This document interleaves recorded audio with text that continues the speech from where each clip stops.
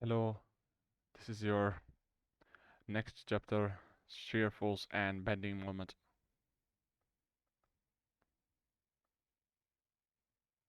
Shear force and bending moment.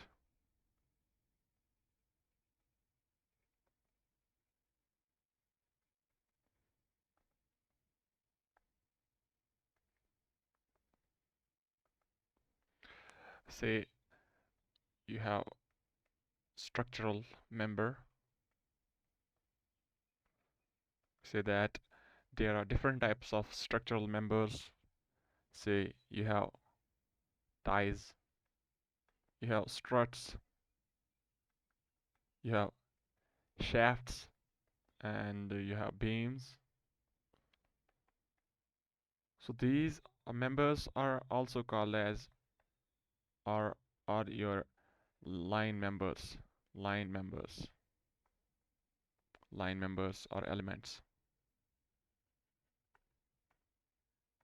These are all one dimensional. We can say uh, their length is very greater than their width and depth.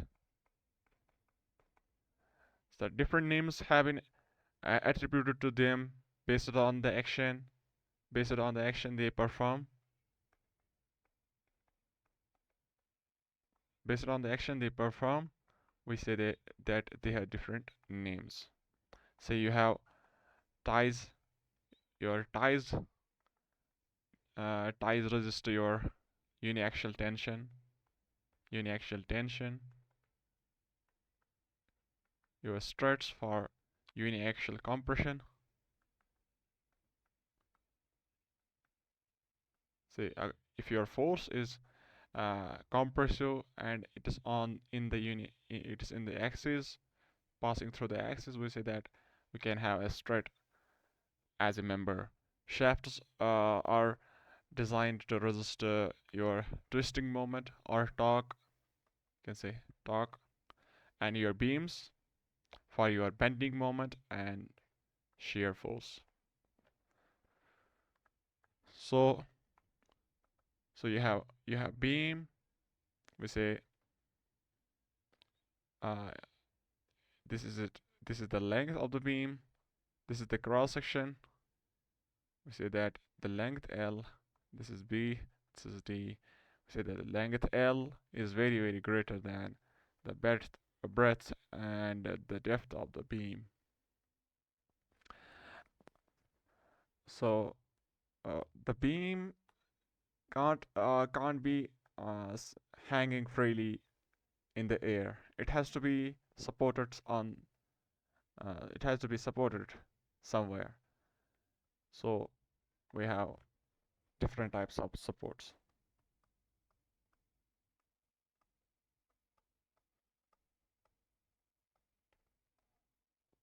Number one is this is your free. We say that it is the easiest one of the supports. It's one of the easiest supports to make with a free, or we can say it's your roller support, or we can say it's your rocker support, or we can say it's your simple support.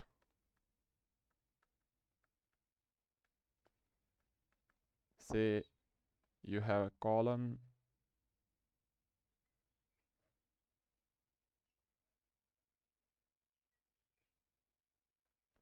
then you want to you want to place the beam over the column. Then for that you place one roller support here. Then your beam can be placed this way. Beam is continuous from here. We say that we can have this way. So your roller support can go either this way or this way. So it allows only one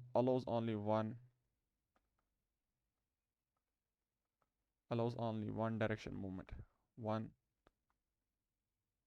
uh, it allows it allows movement in one axis only. Say rx, say in the x direction. But in the z direction, it can't allow the support to move. So it applies restraint. So we have a restraint in y direction. That's no moment in y. And since it is the very simple form of support, it allows also it allows also theta rotation at that support. So if you want to say how many reactions your roller support offers, say you have beam now, how many reactions it would offer, we say that it would offer only one reaction, that's in ry, say ry. Say if the member was this way and support was here, so we can say your reaction would be in rx. So this is your roller support. In this side we can have any other support. We don't worry about that for now. Next one, we have your hinge support or pinned support, we see that.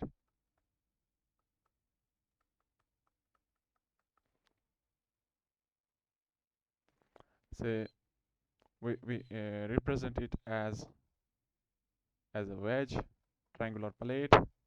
Then we say that on that beam is resting.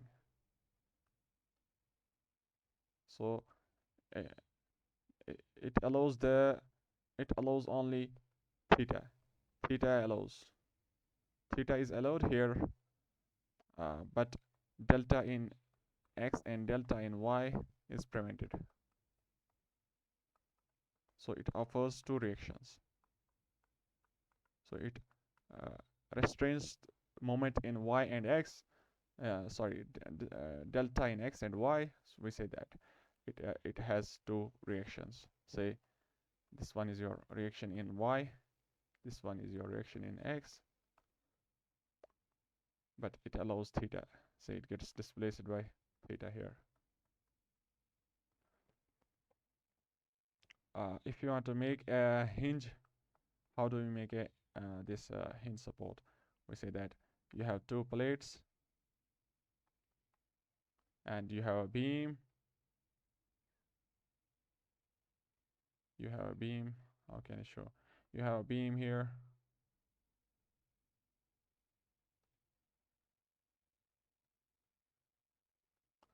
and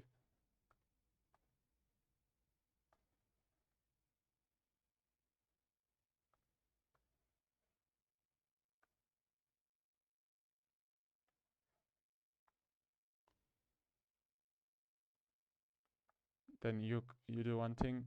You drill a hole. Between the two hinge plates. So you drilled a hole,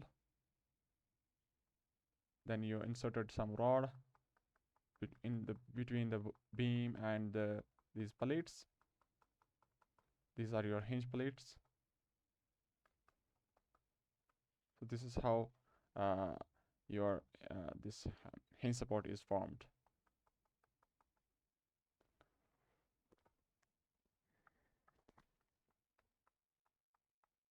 Next one, your say fixed support or built-in support or ancestry support.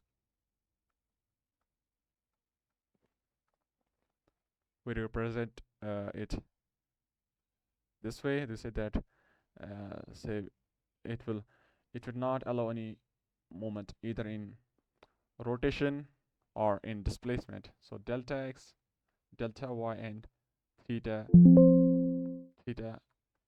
are all 0. So it applies restraints, say moment in z, moment about z axis, uh, and your restraint in y and restraint in x. Say if you want to make a uh, inbuilt support, fixed support, we say that you have concrete RCC. This is your column and this is your beam. If you are monolithically uh, forming them or casting them, we say that one of the bar from the upper story column uh, acts as a comes as an that reinforcement for your slab, and from one of the slab and from the one beam slab or beam from one of the that reinforcement from the uh, this beam, it we can bend it and shift it in the that we call as lower story. So when you are designing, we say that if you want to make a fixed support, you would do this way. Then after that, you give this way. So your fixed support is created in the concrete RCC. This is your concrete. Next one is your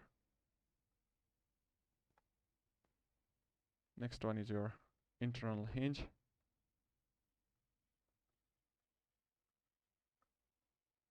Internal hinges that we represent it.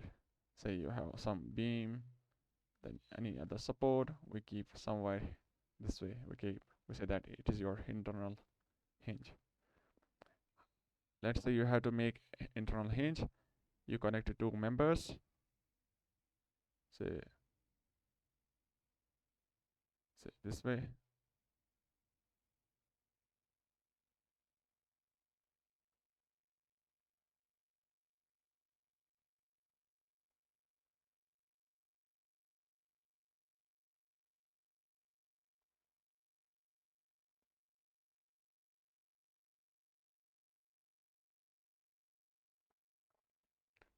So you insert a say bolt by connecting a bolt here.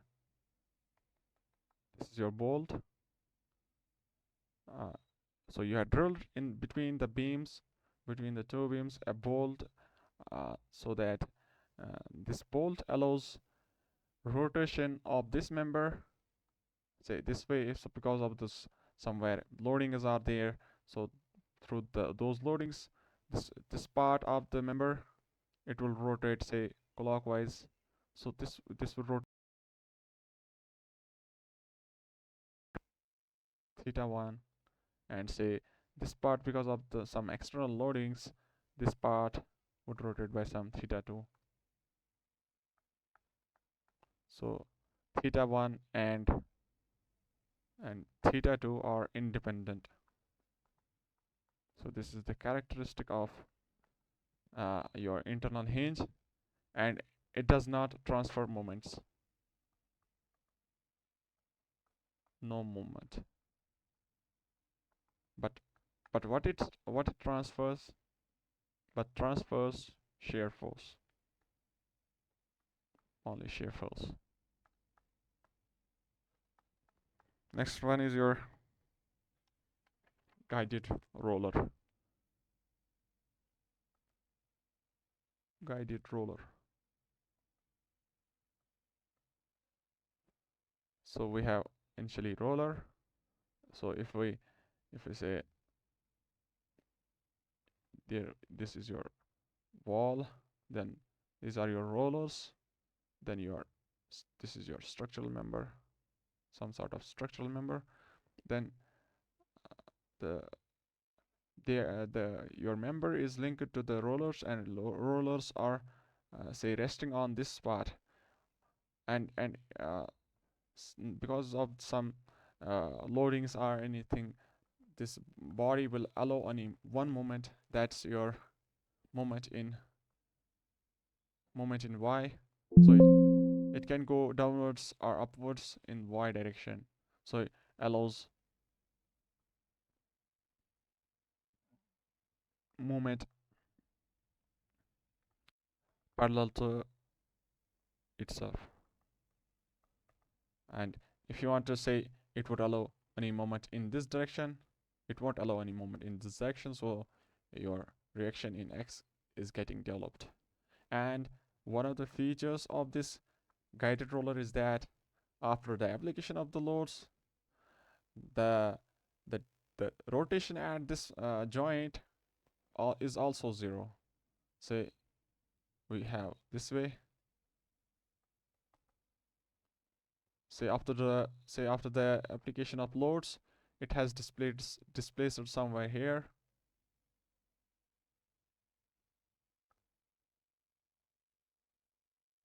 We say that for this guided roller, we have to make the slope zero, final slope zero here.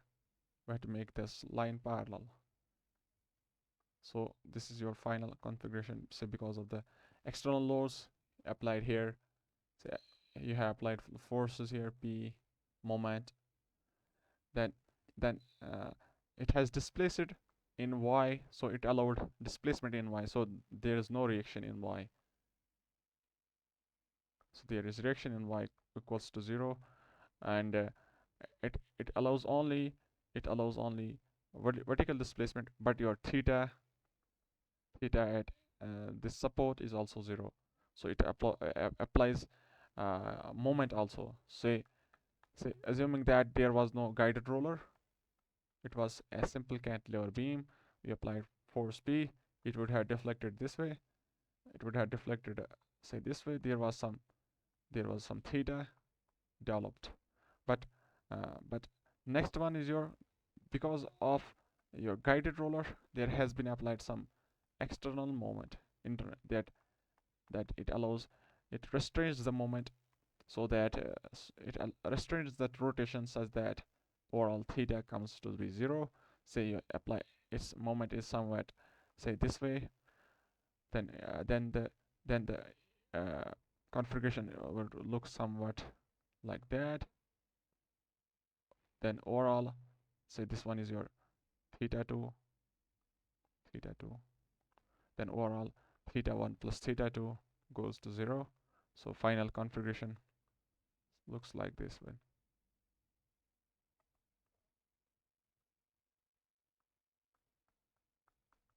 Theta 0.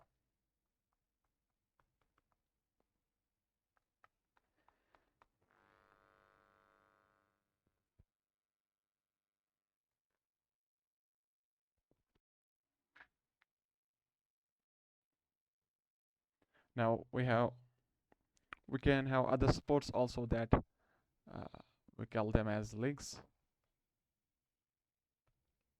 Your links, say your link is connected to some wall or some support. We say that, say this is your link member.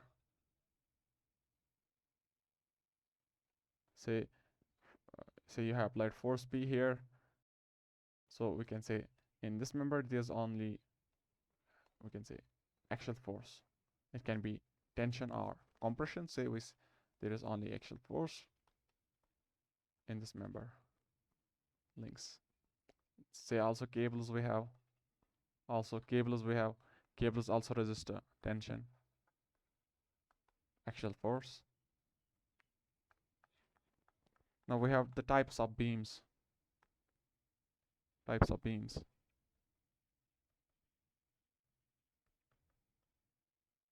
In 2 dimension.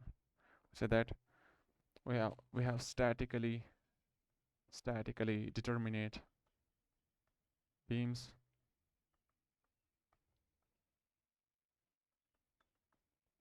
These are the beams in whose unknowns, whose reactions, unknowns, we call them as unknowns, can be solved alone by equations of static equations of static equilibrium. So your static equilibrium says summation of moments in x direction equals 0, summation of moments in fy goes to 0, summation of moments about z goes to 0. This is summation of moments at a point about z-axis goes to 0. Say we have a cantilever beam, then we say that we call it as cantilever beam. So you have reaction R y, reaction RZ, and moment MZ because of if there are some loads, external loads, we say that the reaction three reactions are developed. So we can say summation fx goes to 0, summation fy goes to 0, and summation mz goes to 0, and accordingly we can get the values of these three unknowns. Next one we say that it is a simply supported beam.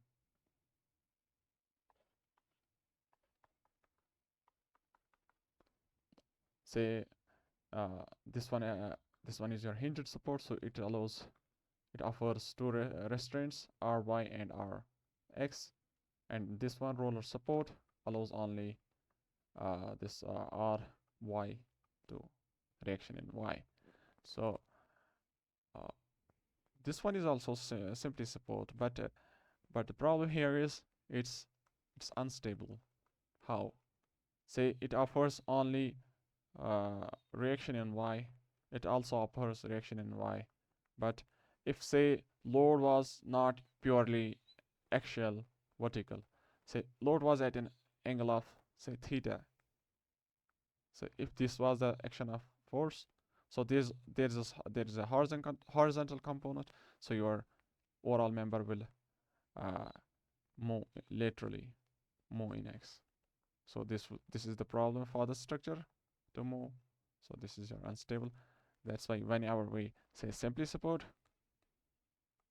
we can represent it this way.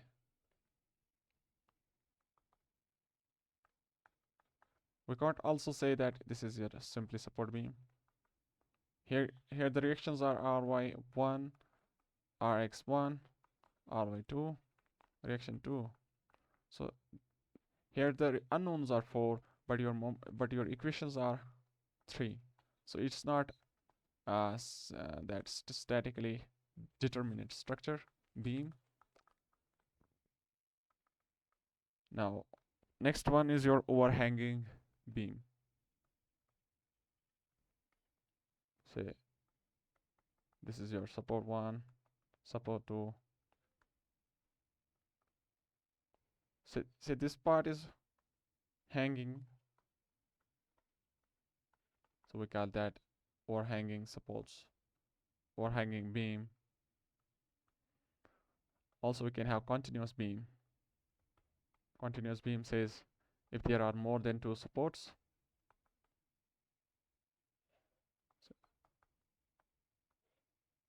so it can continuous beam may have overhanging part or it can't have overhanging part.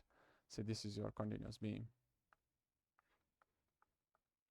So after the beam is simply support, we say that the beam is continuous. After the beam is simply support, we can say that the beam is continuous. That is continuous beam. Next one is your second type of these beams, which they are called as statically indeterminate structures or beams.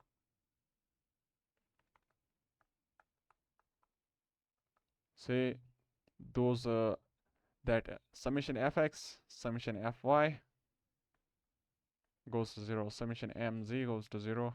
These three equations of statics alone alone can't alone can't solve unknowns all unknown reactions. So if your reactions are more but your equations are less, we say that unknowns are your unknowns are more. Unknown reactions, we represent them as reaction R, and say these equations we represent as equations. We say that the uh, we have we need to get some extra equations. We call them as compatibility conditions. Say number of compatibility conditions. We say that we need it are equal to number of reactions, unknown reactions minus equilibrium equations. Say usually we have, say reactions are R minus equations are 3, so you need to get these amount of compatibility conditions.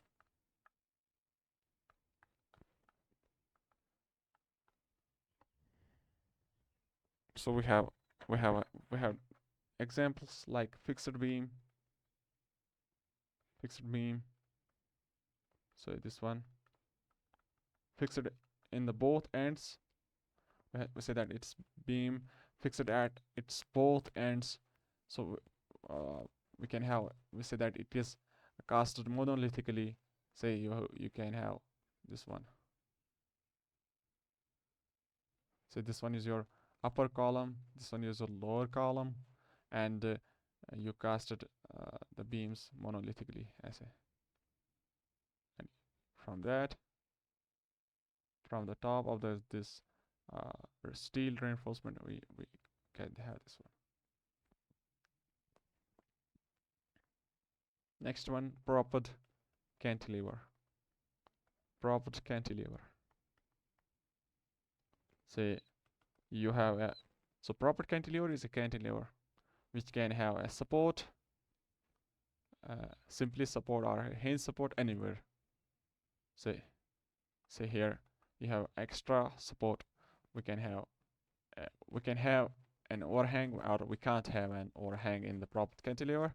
So you have, this is your propped cantilever, or we can say this one.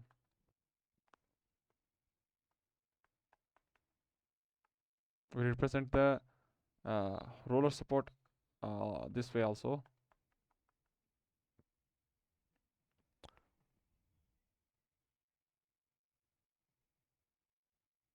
Roller support has to be there. Next one, continuous beam. So you have more number of supports. So we say that your reaction here is R1.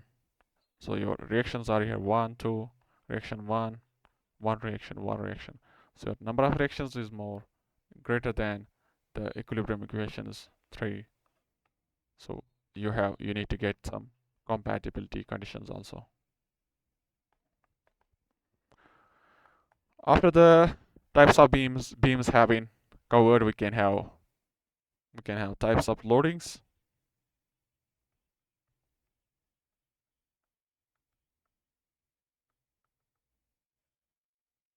First one is your, call that as concentrated load. That's the load is concentrated at a point.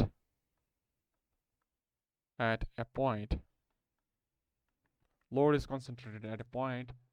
We say that the load takes no length of the member. It acts just at a point.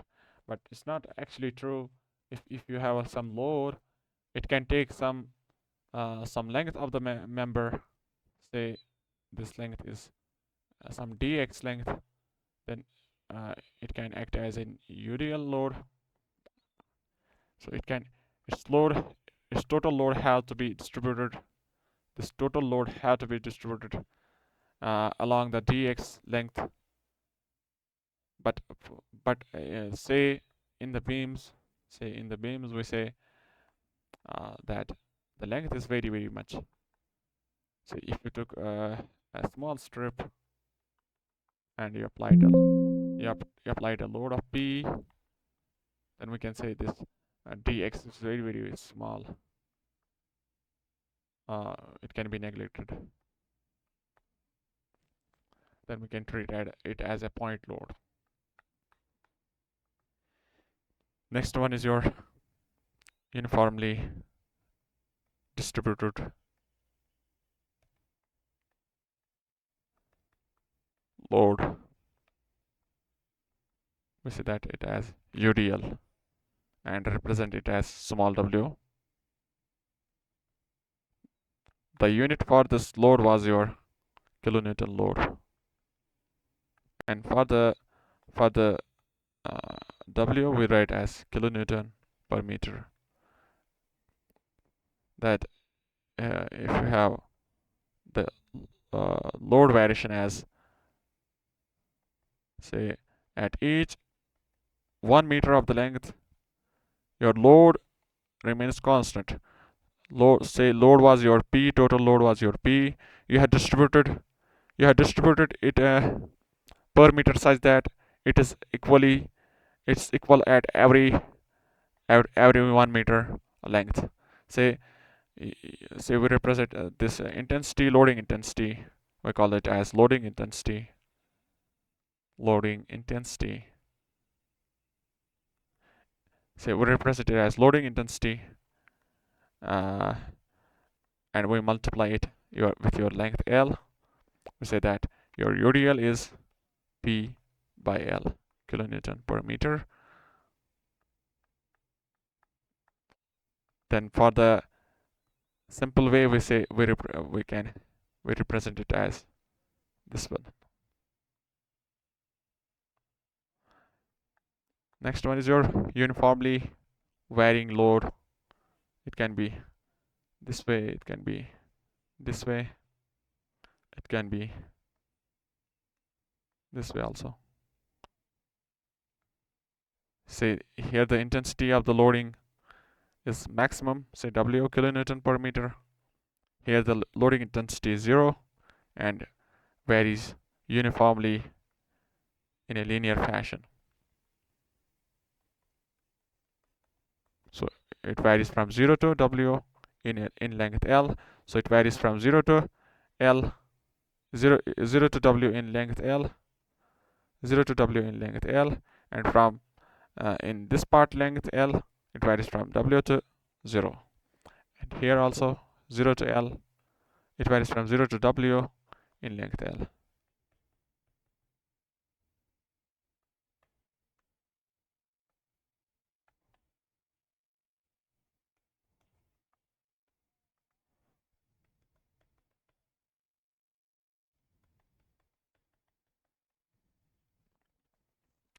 So we can have example of say snow, say mountains. Mountains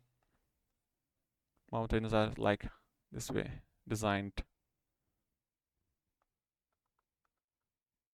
by the nature. So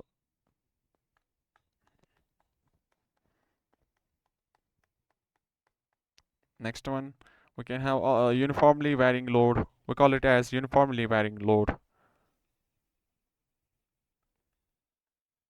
UVL. This was also uniformly varying load, this one. But we can also have, say, these are your two supports, and the loading is this way, that at one support your loading intensity is W1 and your loading intensity is W2. So your loading is varying from W2 intensity to W1 intensity in the length L.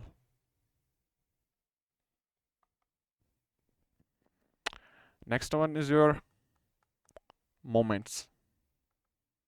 So we have beams subjected to moments.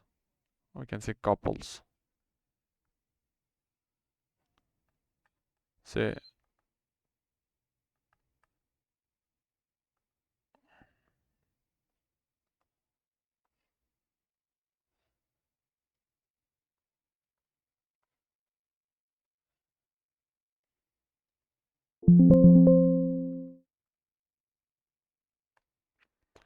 Say, how can you apply a moment that is about z-axis, but you are saying we are studying the two-dimensional study, but for the 2D, that the loadings are only in one plane.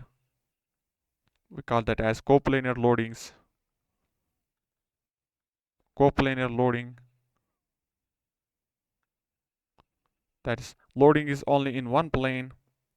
Say we usually take as xy plane. For that, loading should be in uh, external loading should be in fx and fy. But how moment z is created, moment about z axis.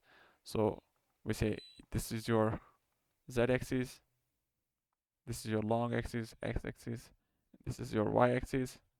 So you apply, you install to you install to say you install a bracket plate.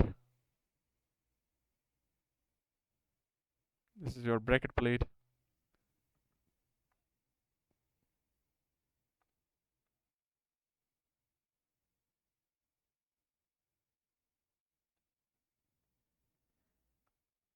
Say this was your simply supported beam and with an overhang. Say then what you do about the centroid of the beam, you would calculate the moments. Say you are applying here a force of P in x direction, so your load is in x direction. So okay, no problem for the that coplanar loading. And in the opposite direction, you apply same force Px, and say the length distance to the centroid is a, and also here this distance is a. And similarly, if you apply any other loading, say in this direction, say Px, say here Px. So how the moments are created. So this one, your moment, your z-axis is out of the plane, out of your screen. So about that point, or say the force Px is trying to rotate it this way, but in with respect to the axis that is coming out of the plane. So about that, it tries to rotate the uh, that uh, that plate, what I call as some plate. I said that bracket plate. So this is your bracket plate. It tries to rotate it say clockwise, and this one also tries to rotate it clockwise. So your overall moment developed gets equals to this anti-clockwise moment of px into 2a. And similarly for this loading configuration, your moment that's developed is clockwise of px into 2a. So because of this moment, your your moment about this point gets equals to px into a, and because of this moment, you get px into a. So total moment that's overall clockwise to pxa. So, and there is also some axial force that's also transferred. This axial force is also transferred to the beam. Say this force is transferred here in this direction, and this force is transferred in this direction. We can say that the overall force, axial force, is 0 at this point, at this section O. And similarly here also, then we can ignore the axial force that was applied in the x direction. So because of the forces you applied in the x direction, the moments are about z. The moments are created are about z. So your section or beam is trying to get deflected in this direction. Say your moment is applied. Say your moment was applied.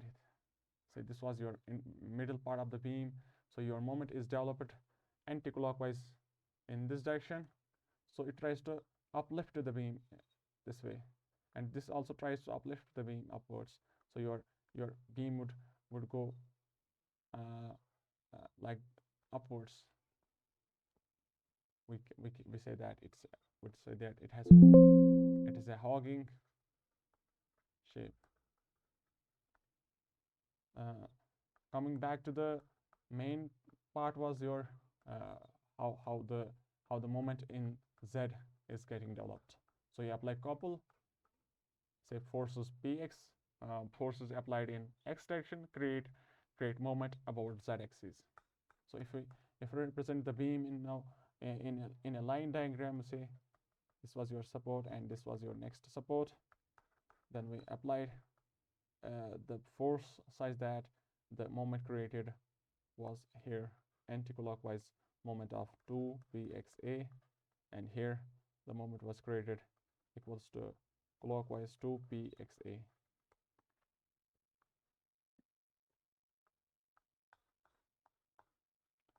So next one is your that loads that loads can be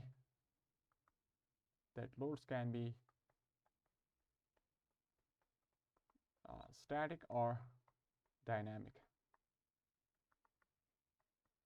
Static loads are that you applied the load uh, generally, not generally, gradually.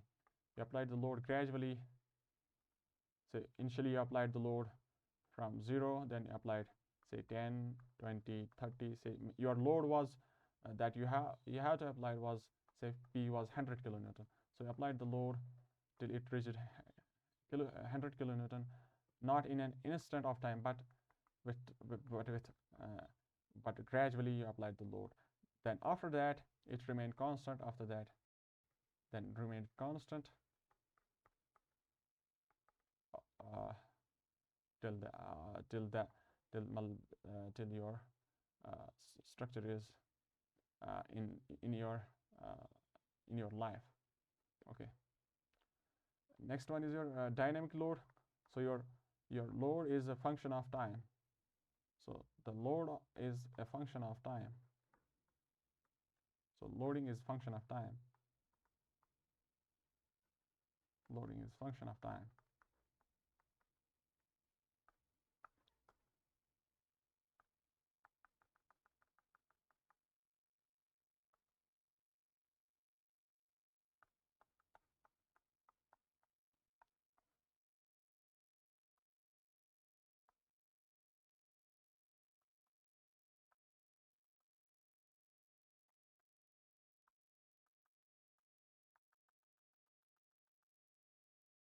Say uh, say we have a bar of length L, and it was subjected to force P static. Then we know that the body gets shortened by some delta static equals to PL upon AE, P static L by area cross section into E. So we get delta static equals to sigma static L by E. But if you apply moment, if you apply the force in an impact way, say you applied there was a mass m, and you allowed it to fall on the bar itself from a height h. So your same moment, say m into g is your force P. Then there would be, if the load was static, there was some displacement here that we call as delta static. But if the load is say in an impact mode, so the deflection would be more in the impactor. So your deflection becomes here delta impact, or we can say delta max. Your delta max, that's your sigma max L upon E. So your sigma max is P impact and your impact E, your A. So if we want to if I want to check that, say if I want to check value of stresses because of this impact or instantaneous load, we want to check the value of sigma impact with respect to what we calculated earlier, that sigma static, or we want to check the delta impact with respect to delta static.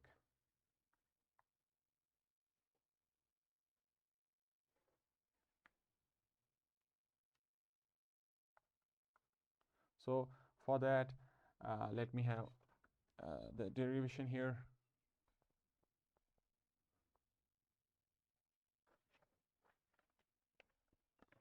We're saying that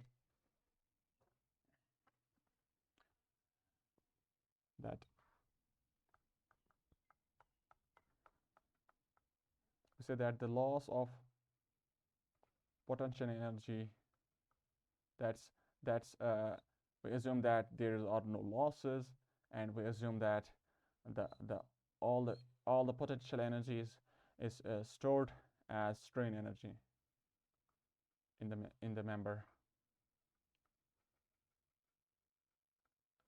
So your loss of potential energy is your mg, and your height plus delta max. That equals to strain energy stored. We know that strain energy stored up to elastic limit was, say, sigma y square. Here was your yield point, sigma y square upon 2e into volume. So we say that strain energy would be stored equals to sigma max square upon 2e into area cross section into length L. Now, if we simplify, we know that mg h plus mg delta max. Delta max is your sigma max L upon E equals to sigma max square by 2E into area cross section into L. So if we divide the part AL by 2E, so we can get sigma max square equals to mgh 2E upon AL plus mg sigma max L upon E, and you have twice E upon AL.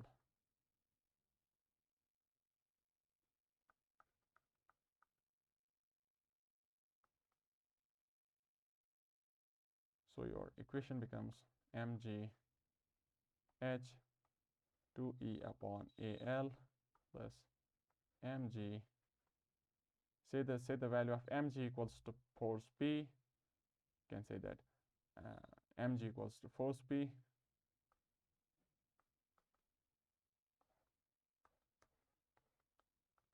We have force P equals to mg, and your P by A equals to stress. So we can say that stress static, or we can keep it as stress only, that stress static, that is stress P by area cross section. So we can say sigma h 2E upon L plus your load by area is your sigma, and sigma max, and your 2.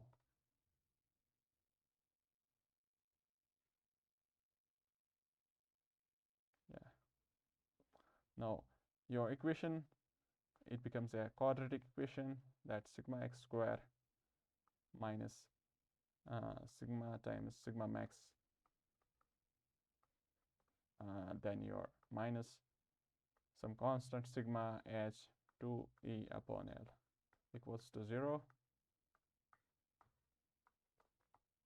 So your quadratic equation, the roots are that sigma max equals to minus b plus minus root of b square minus 4 a c 2e h sigma upon L upon 2a.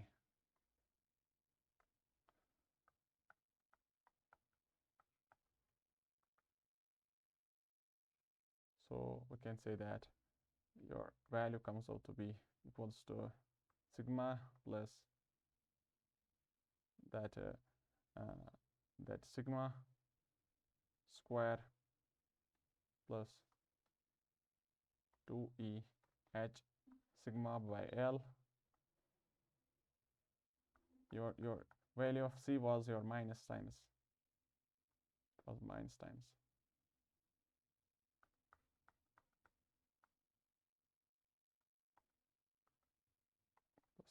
So it becomes like this. Then if you take the sigma common, we can have that sigma plus sigma into 1 plus root of 1 plus 2e h by L into sigma. We have that sigma equals to, we know that sigma equals to p by a. This is p sigma static equals to p static by area cross section, and we have also delta equals to pl by, we have that delta static equals to pl by ae.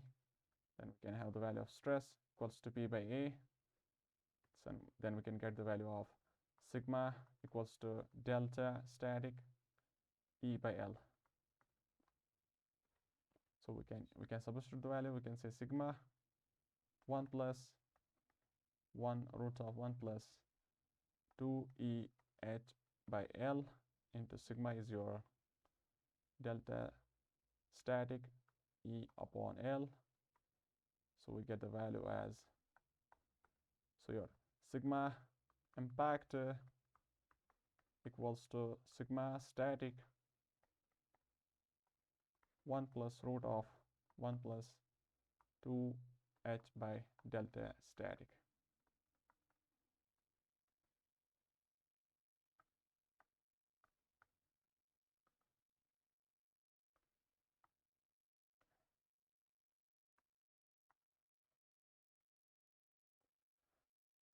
So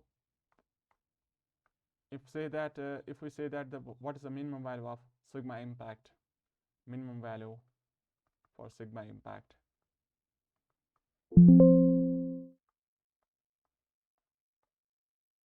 would say that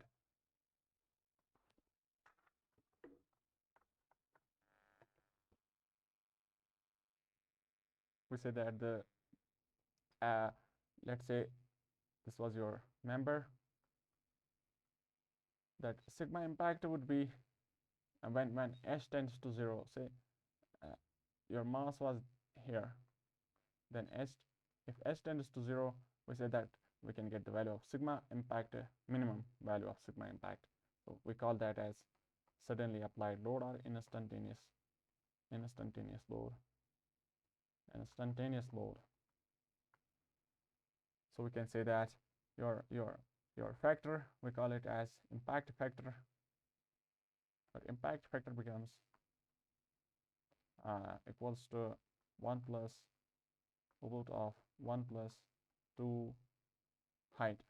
We assume to that we say, let's take value of h equals to 0 by delta static. So your impact factor becomes 2. This means that whenever you have impact loading, there is always that sigma, that stress developed is always greater than or equal to sigma static. So it depends on the value of h. The more h you have, the more amount of sigma impact you have. So similarly, we can have the derivation. Similarly, we can have for the your deformation, that delta impact is greater than equals to 2 times delta static.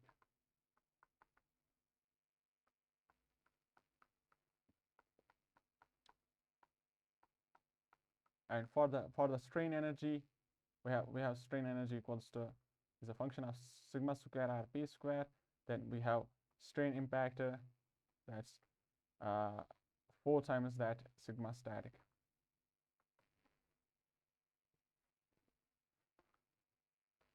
Then this was about that loads can be that static loads or dynamic loads. Out of that load, if the load was impact loading, that loading was just for a few seconds, for an instant of time, then we got those sigma, delta, and u impact. So now write the topic that what is the significance of shear force,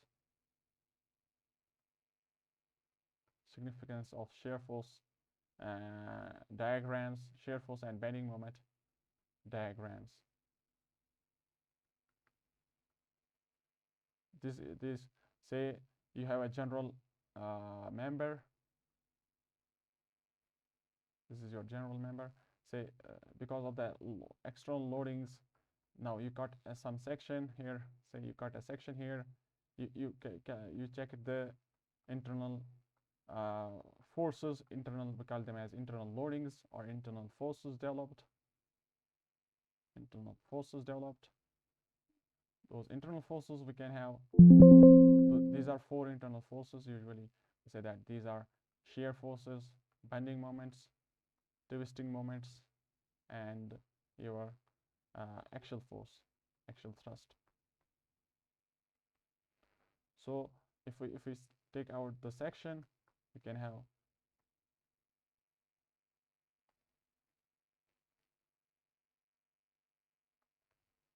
that. Say this direction is your this direction is your z direction. This is your y direction. This is your y direction, and this is your x direction. This is your z, y, x, and y.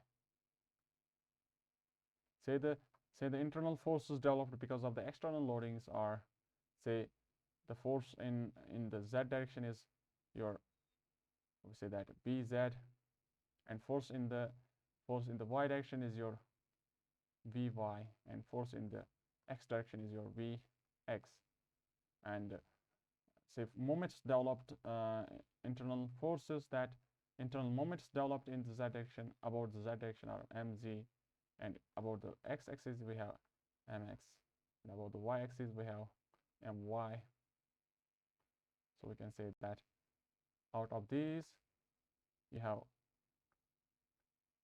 out of these 6 forces, this is the case, that general case. This one is your general case, that these 6 forces are generated. Say we call the Vx, since we have that beam in the long axis, we keep that as standard. That x-axis is your long axis. Then along the long axis, we have Vx equals to axial force. So your Vx is your axial force, and the rest two, that Vz comma Vy, that are your shear forces. Your shear forces are parallel to the surface, are parallel to the plane. So shear force Vz, this is parallel to this plane, and Vy, it's also parallel to this plane. But your Vx is your perpendicular to the plane, normal to the plane. That causes normal stresses. And next one is your mz. That's your mz and my. These are your bending moments. And mx is your moment about x. That's called as twisting moment. The moment x tries to twist the fibers in the longitudinal axis. So this is your long axis. The moment in the x-axis tries to twist the fibers, as you do in the clothes also. When you wash them, then twist the fibers in order to get the water out of those fibers. So this is called as twisting moment. But say they say this is a beam. Say this is a beam. This is your y-axis. This is your x-axis, and out of the plane, that's called as z-axis. So if the moment is about the z-axis, if the moment is about the z-axis, so moment is about the z-axis. So this is this way.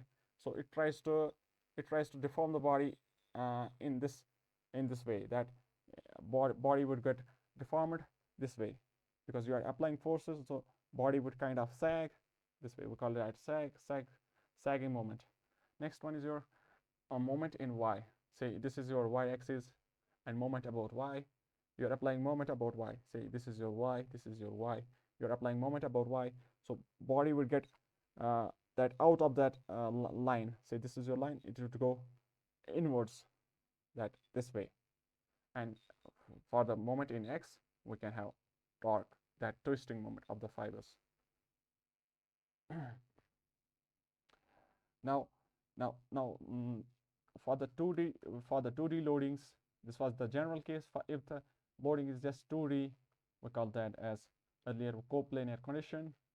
For the coplanar condition, there is only, we say that only your shear force,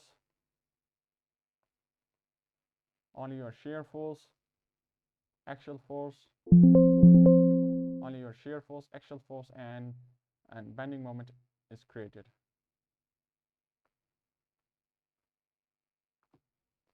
There's no twisting moment created. Why the twisting moment? If twisting moment has to occur, the loadings have to be applied in the z direction on that what I earlier told you, that bracket plate. You have to apply forces in z in order to get the twisting moment in x direction. But for the 2D case, we have that the coplanar condition means that loadings are only in one plane. External loadings are only in one plane. Say xy, px, py, etc. So only shear force would get developed, axial force, and your bending moment. No twisting moment. Let's say your section is in 2D. So because of when you cut the section, this was your total beam, then you cut the section, then you got the sections as this one and this one. Say the shear force here was V, and here it has to be V,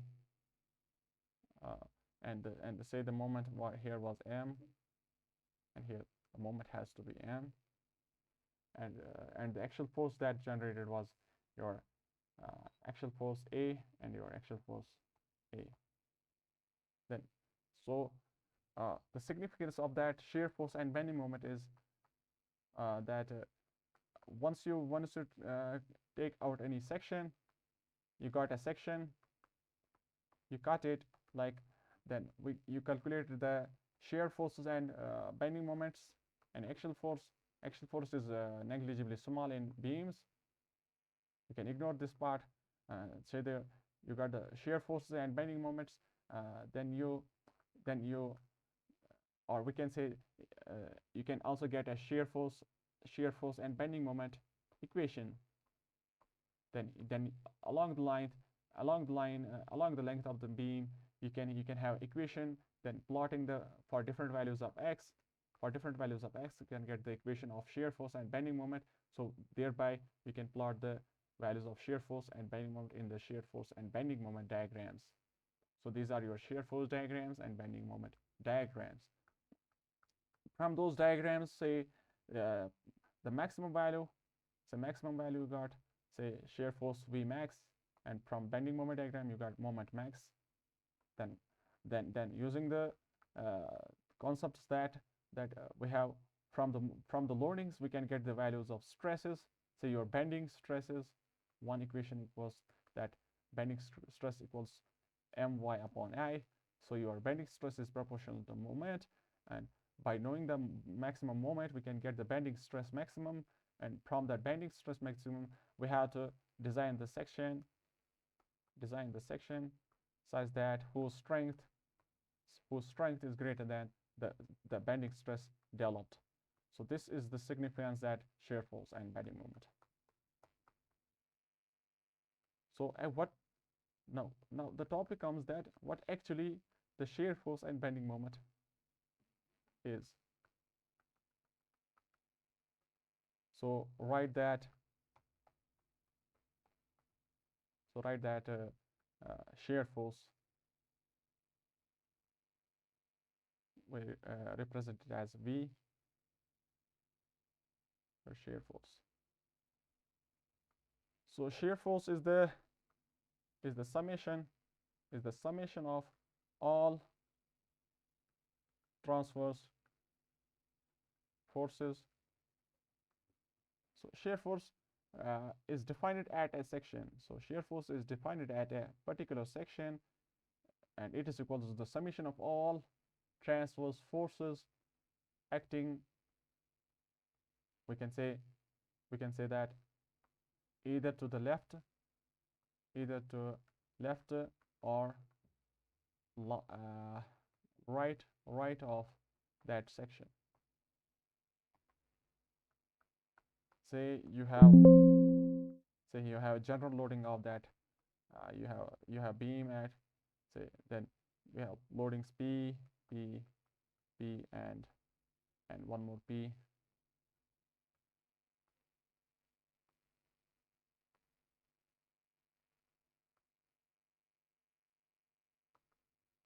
Say the length here is L, L, L, L, L. So we can get the reactions. Since the beam is symmetric, we can get the reactions equals to, this one is also 2P, and this one is also 2P. We can say that, let's take any section here at X. Say at X from this support, we need to calculate the shear force at X. So we say that the shear force is the summation of all transverse forces acting either to the left or right of the section. So taking your case one is that checking for left part. If we check for the left part, we say that this is your reaction of 2P, and your external load is P, and you have the section here. So we need to calculate the value of shear force here. Say that the shear force here is Vx. So shear force definition, we say that is the summation of all transverse forces. Say for the left case, we will calculate summation of all the forces. So we equals that, we say that we can apply the conservation of that, we can apply the summation of those forces in y goes to 0. We say that 2P upwards minus 2P downwards, and we assume that the shear force is downwards, minus Vx equals to 0.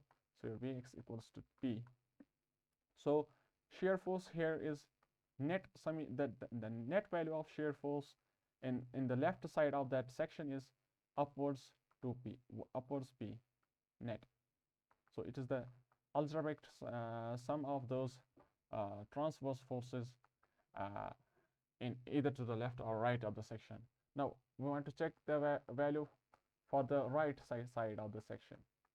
Let's say this was your right side of the section. Here the reaction is 2P, then load was here P, next to load P, and after that next to load P, and your and the section is here. Let's assume that the shear force here is upwards equals to V. We can apply that summation Fy goes to 0. Then we can calculate that V plus minus 3P plus 2P equals 0. So shear force is equals to P. That means that net value of shear force is acting downwards. So the net value of shear force in this part is acting downwards. So your V equals P, which implies your shear force, and net shear force acting in this part is downwards P. So but the section was same, so we can say that in this we can say v right, and we can say here v left. So your v left, we got that v left equals to p, and in the right part we say that the shear force is also p. So if say this was your section, or let's say this was your section, to the left of the by calculating those summation of all those transverse forces in the left side of that section, we get a shear force equals to upwards of value of that upwards value of p, upward value of p. That net value of shear force was upwards p, and in the left side of that section, if we calculate the uh, shear forces summation of all those transverse forces, you can write it as that p equals to, how we got it, we say that it is the net external forces. The net external forces in the right side is that upwards to p, and in the left side the net value of transverse forces is your downward p. We can write it that it's net summation of external forces if we calculated that in the right of section, in right side.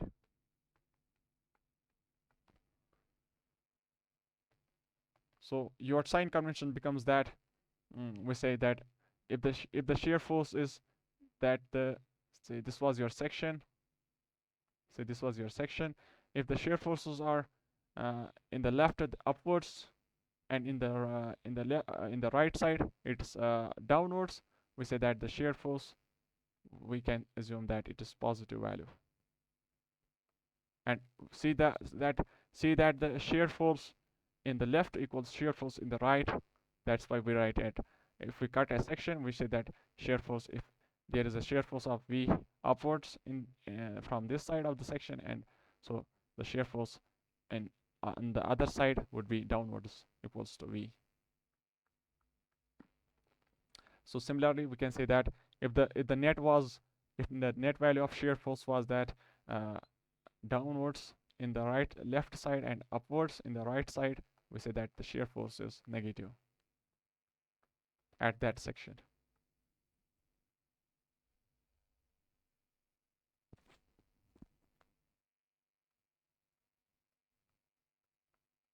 Now the second one is your bending moment. Bending moment of the section. It's also valid for the section. Bending moment of the section. So we say that bending moment is the summation of, or we can say it is this bending moment at the section is the resultant of moments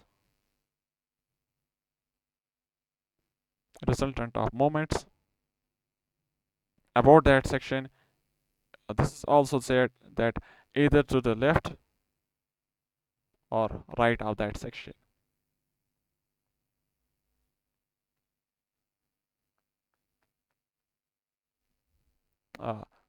That say you have a general loading is of here P, and say here is also P. So this is your length L. Say the reaction is P. Let's take that what's the value of bending moment at length equals to L by 2. We'd say that at that section, at L by 2 section, what's the value of bending moment? We say that take any one of the section. Say first one, take the left side of the section. The bending moment at this section, we can say that, say the moment here is mx, and the shear force is here vx. And similarly, if we cut this part, we can say that this is your P, and this is your P, and say that the summation of all shear forces, we guard that, and we say that the shear force here is, say, upwards Vx, and the moment here is Mx. So if we want to calculate the shear bending moment at this section X, we can say that it is the summation of resultant of moments to the left of section. So we can say summation mz about that point, about summation of moments, can say summation of moments at L by 2 about z, at L by 2 section about z axis equals to 0. We can say that P and length, and for this moment it is positive, P into L by 2. No, this is your say this is your L by 3, and this is your L by 3, and this is your L by 3. So we can say that PL by 2, and for this moment it is clockwise, so we can write as minus P into your length is 1 by second of L by 2, L by 3, and and the moment, we assumed that the bending moment here is mx. We said that the bending moment here is moment x. Moment here is mx, so we can say that moment x is negative, anti-clockwise, so equals to 0. So moment at x equals to say some value PL by 2 minus PL by 6. So this is the value of moment at x. Similarly, you can have also, you can solve for this part also, you can get the value of moment x. But what's the difference that bending moment and moment at a section, bending moment at a section and moment at a section? What's the difference? Say your loading was that this was your loading P at L by 3, P at L by 3 from supports. Then we said that what is the bending moment at that section? Say the reaction was B. Say the reaction is B. If we calculated the bending moment at that section, but if you want to calculate the moments at that section, we said that the moments at that section, that's equals to summation of all moments, summation of all moments about that section. Say you need to calculate all those effects. Say because of this effect you have P into L by 2, because of this you have minus PL by 6, and because of this you have clockwise positive PL by 6, and because of this effect you have anti-clockwise minus PL by 2. But if you see that this and this equals 0, so that we can say for equilibrium,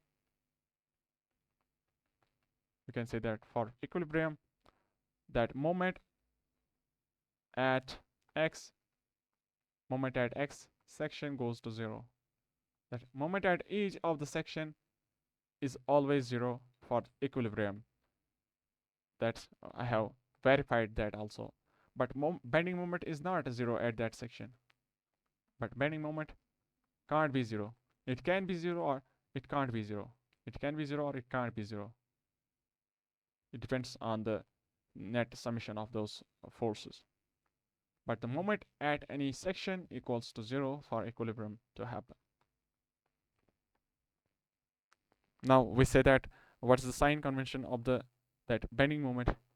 If say that this is a section, if the moments were such that the section was that, because say that the bending moment, we have that equation that d2y upon dx2 m by ei. We have a general equation of that bending moment. So if that bending moment is more, that means your curvature of the beam is more. So more curvature means more that bending. That's why it's called as bending moment also. So it is related to bending. So if your bending of the fibers is such that uh, those fibers caused concavity, those fibers got concavity upwards. This is concavity upwards, that we call as sagging also. So it's a happy mode, that happy smile. So we call it as positive bending moment.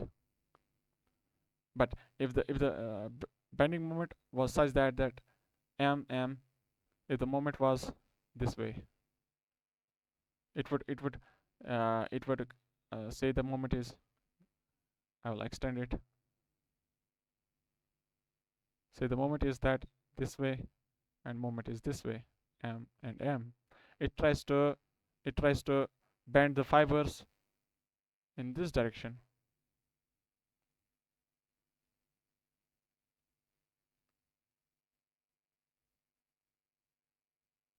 Say that at the top of the fibers, they are getting that convex shape. So they are very sad this way. So it's called as hogging moment. That hogging. So your moment is negative if it causes hogging moment, and your moment is positive, that is sagging moment and concavity upwards. This is your particular. This is your section.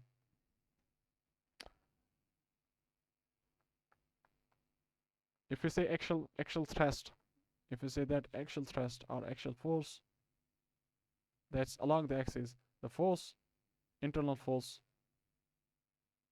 that we also said solved that if we have P here, we said that the internal forces would be that P internal. So it is a force internal along the axis, along the long axis, I can say. And we have that positive value of axial thrust if it tries to elongate the member.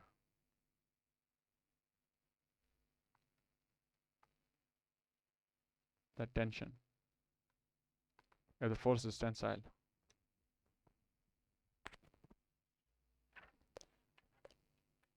Let's have the so what's the main goal here, that we need to calculate the for the different loading configurations and beams, we need to calculate the values of shear forces and those bending moments, and then accordingly to that, shear force diagrams and bending moment diagrams we need to calculate.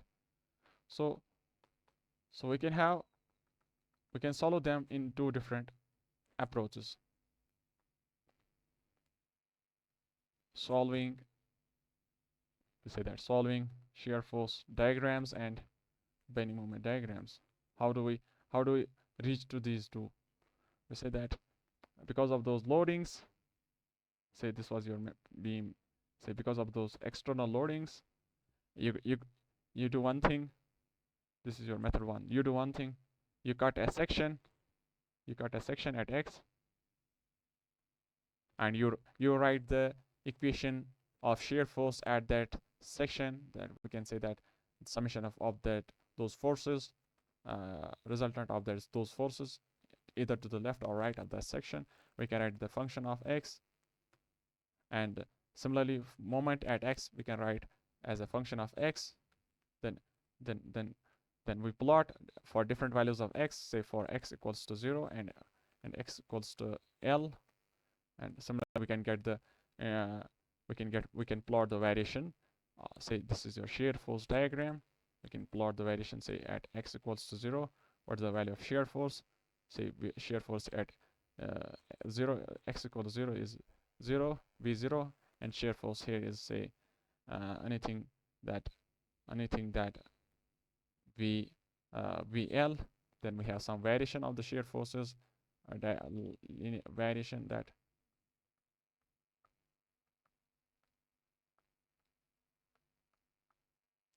we can have any variation, that shear force variation. So similarly we can have that bending moment variation, that somewhere this is your bending moment variation.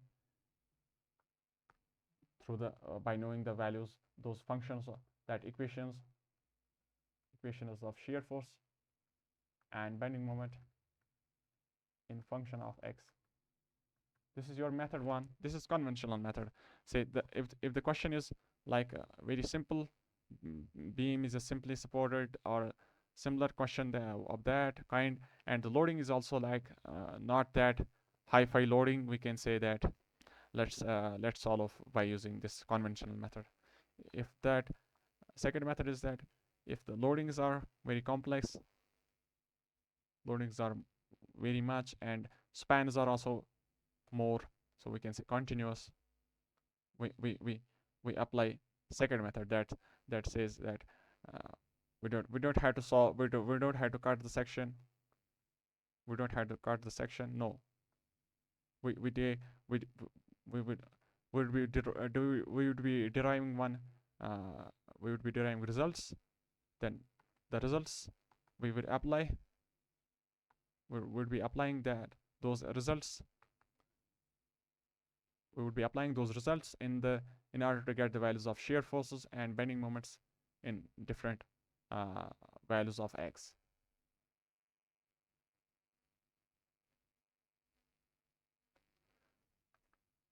So let's go and derive that equation for your shear force and bending moment.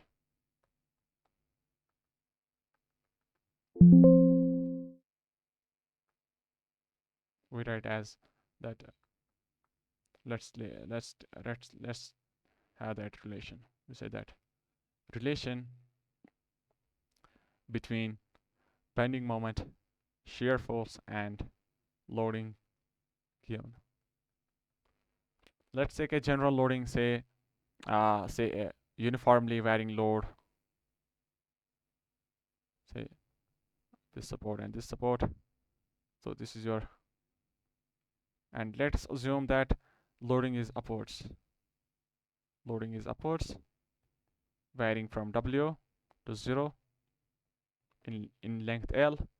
But we want to check the relation between bending moment, shear force, and your loading. Say loading is your W. So since your loading is varying, we can take a strip somewhere at x, take out some strip, small strip dx, then we zoom this dx strip, and the strip says that I am like this, and my loading values are here, this much amount of loading I have. Say here the loading is W1, here the loading is W plus, since the dx is very small, we say that the loading change would be W plus dW.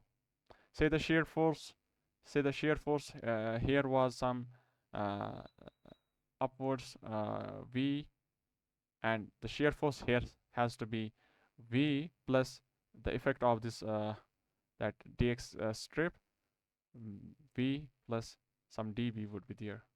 And say the moment here was, bending moment here was M, and here the bending moment is M plus dm. Dm can be negative or positive, it doesn't matter. We say we are just having the we are assuming that moment here is M and here is M plus dm. Then we can say that we can have that let's go and do summation of forces in y goes to 0. Let's take that shear force upwards positive. We can say your shear force here is V upwards, and then plus say for the UDL we earlier saw that for the UDL the shear force here, the shear force that can be calculated, total shear force that I said that if the load was P and length was L, the UDL would be P by L. Similarly, we can have the shear force because of that. We can make that into two. One is your rectangular part, so we can, for the rectangular part, we can write that shear force equals to shear force because of this strip. equals to w1, say w into dx. This is your w dx plus and area of this triangle 1 by 2 w, and this difference, this value is just a dw.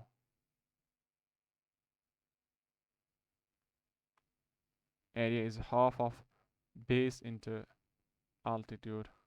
And next one is your, then next shear force, that is a force that is downwards, v and v minus dv. That summation goes to 0, so your this goes to this, and you have w dx plus, since your dx is also small and your dw is also small, so we can ignore it, and we can say that w dx minus dv equals to 0, so we can say that w dx equals to dv, or we say that dv upon dx equals to w. So your rate of change of, so your rate of change of shear force equals to that loading intensity, or we can say that slope of shear force diagram equals to loading intensity. We can represent it this way also, that dv equals to w dx. The value of w is positive here. If the loading is upwards, the value of w is positive. If the loading is negative, if the loading is downwards, you have a slope of negative shear force. So we can say w dx. If we integrate from, say, from this side, if your reference is some section 1 and 2, so you have your section is that 1 and 2, then we can say that shear force at 1 and shear force at 2. Similarly here, you're having x1 and x2.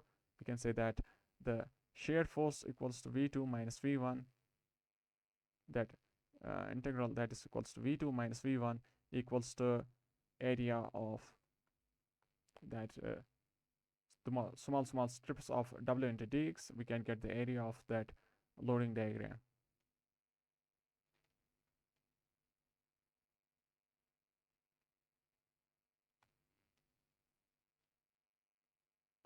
So we can say that v2 equals v1 plus w dx, or we can say w not dx, we can say w into x, the value of x between the 2 points x and, so x is your length between 2 points of concern between 1 and 2.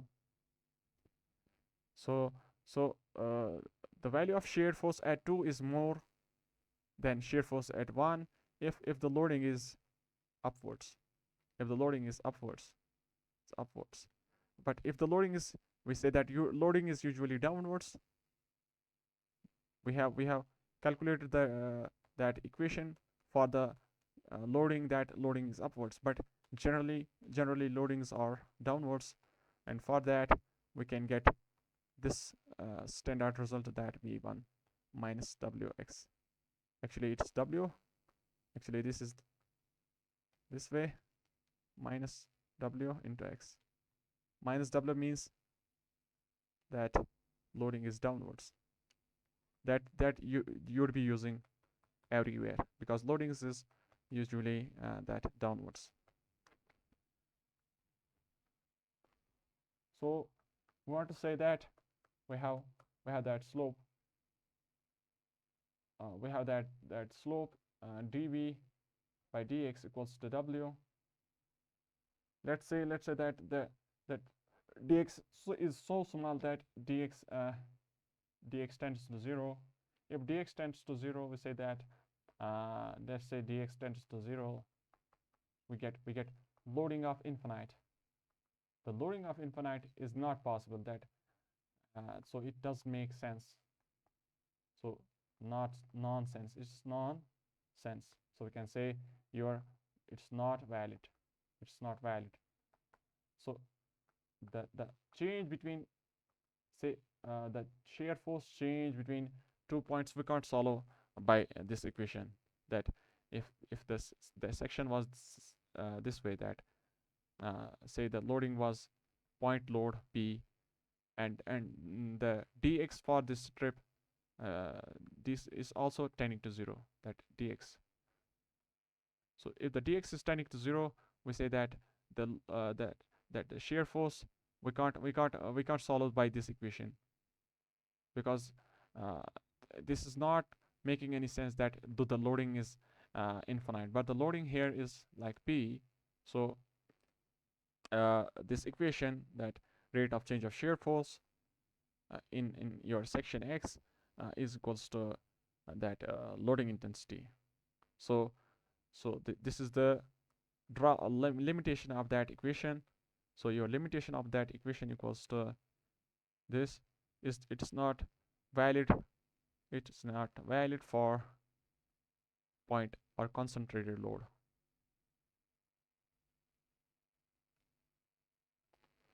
Next one, since we applied that force equilibrium, now we want to apply for the moment equilibrium. So applying moments, let's take any point. Say you take any point O. Let's take any point O. We say that summation of moments about point O equals to 0. Your clockwise positive. Let's calculate the value of moments at O. So your moment, clockwise moment M plus shear force into dx clockwise into the effect of say this rectangle. Its effect is assumed to act at the centroid, and the effect of this is assumed to act at centroid. This is acts at centroid. This acts at centroid. We say that vdx plus upwards w dx. This is your loading, and it acts at dx upon 2 plus the area of the that triangle, half dw into dx. And this is your loading, and it acts at a distance of dx by 3. And next one is your that anti-clockwise moment of m, and minus tm equals to 0. Since the strip is very, very small and the loading change is also small, we can ignore this part. We say that we can have vdx minus dm equals to 0. So we say that dm upon dx equals to v. So your change, or we can say the slope of bending moment diagram is equals to shear force at that section. So your slope of bending moment diagram is the shear force itself. We can also represent it, let's say dm equals to v dx. If your concerning points are that 1 and 2, we can say 1 and 2. We can integrate it from x1 to x2. We can say that this is your moment m2 minus m1 equals to area of shear force diagram between the points 1 and 2. Area of shear force diagram between the points 1 and 2. So your moment 2 equals moment 1 plus that area SFD. This is an important result. So let's take this equation again. So we have dm upon dx equals to shear force. Let's say that for the concentrated moment, that say moment m external was there. Say for that there is no need of any that length L. It does not occupy any length L, but it acts at a say point say at a point. So we can say that for that dx equals to 0, and if we substitute here, we can get the value of shear force equals to infinite, which is also not making any sense. So we say that the value, that equation dm by dx equals to shear force is not valid. It's not valid for that moment, concentrated moment. So we got two limitations. Now we want to check these effects individually. Say let's write that effect of concentrated moment, concentrated load, and concentrated moment. Let's say you have any section, you applied some external load P, here the shear force or V, and here the shear force is V plus dV, and here the moment is M, here the moment is M plus dm. Then we can say that summation Fy goes to 0. We can have V plus minus P and minus V minus dV equals to 0. So we say that that dV equals to minus P. So between that section, small strip we took, say it was between that point load, say that change, we can say that V2 minus V1 equals to minus P, or we can say V2 equals to minus P plus V1. So your V2 would be lesser, so V2 would be lesser than V1 if the loading is, if the point load is acting downward, if the point load acts downwards, if P acts downwards, so your shear force at section 2 would be lesser than the than shear force at 1. So it will be used generally, because loading is that concentrated load is like mostly downwards. So we can have this equation there, that dV equals to minus P. It's valid for if loading acts downwards. If the loading acts upwards, we can have the loading acts downwards, upwards we can write dV equals to minus of minus P. So dV equals P, so your V2 would be more than V1. And now checking the effect of that concentrated moment. Let's say this was your section dx, and here the moment you applied, say moment external was there, and here the shear force, say V, here the shear force is V plus dV, here the moment is M, bending moment here is M plus dm. Say applying the conservation, that summation mz goes 0, clockwise positive. Say we have that m plus, let's take any point O, summation of moments about O, summation of moments at O about Z goes to 0. Set that V dx, and your clockwise moment plus m external, and your anti-clockwise moment m minus dm equals to 0. So we get the value that V dx plus m external equals to dm.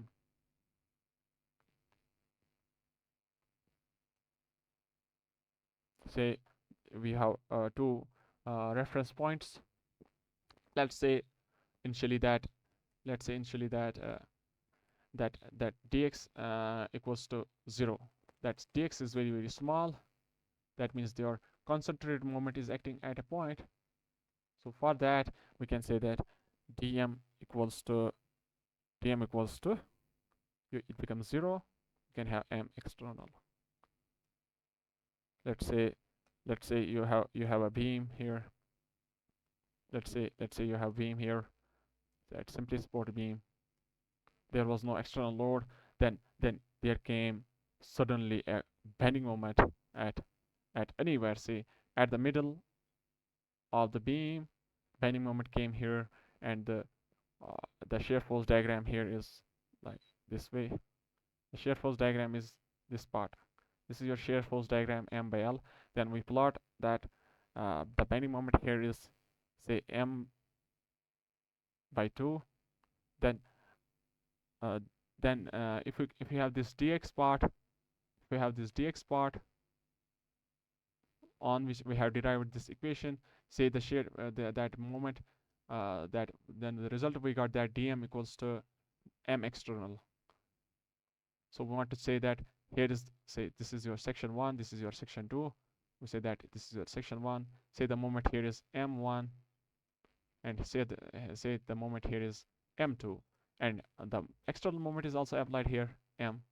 That's clockwise. We say that integral dm, you can write integral dm from 1 to 2 goes to m external. If the m external was clockwise, we can write as that m2 minus m1 equals to m external. And for this case, we say that m m1 was your m by 2, that we can calculate from the shear force diagram. Say the m1 was your say m1 was your m by 2, and moment 2 would be calculated as m external. M external is your m clockwise, and the clockwise we have that we have calculated for that from the derivation, that if the moment was acting clockwise, we got that equation m external equals that positive value. So we can write as m plus m by 2, that m2 greater than m1. So your bending moment diagram would be say this m by 2 was here, it was in the negative part. Yeah, actually the bending moment here, actually the moment in at section 1 was your minus m by 2. If you write minus m by 2, yeah, it was minus m by 2, so it would have become by shifting also minus m by 2.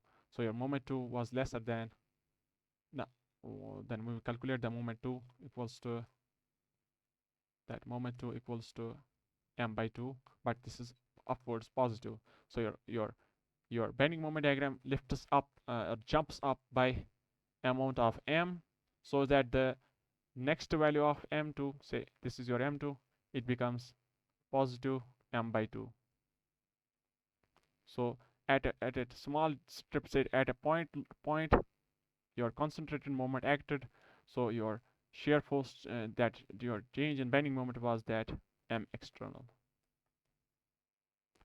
So we can write this one equation also. This is important one. So the conclusion is that if the moment acts clockwise at a section, so your bending moment diagram, say bending moment diagram was initially this one, and at that section the bending moment diagram would lift by, say it was a, bending moment value was a, here the bending moment value would be a plus m. After that it depends on the loading. Similarly, if the moment was clockwise, we can have, say the variation was this one, and at that section your it would go downwards by m. Similarly, it would go upwards by m.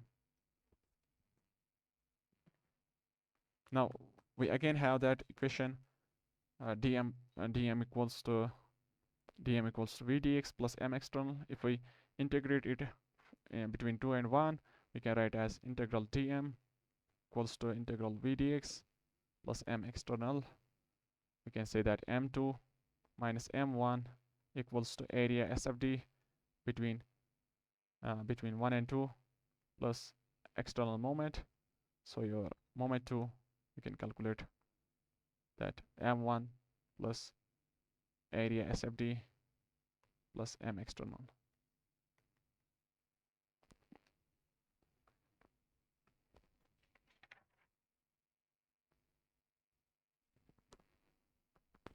So the conclusions are that, let's have the conclusions now. Based on these derivations, we can have some conclusions.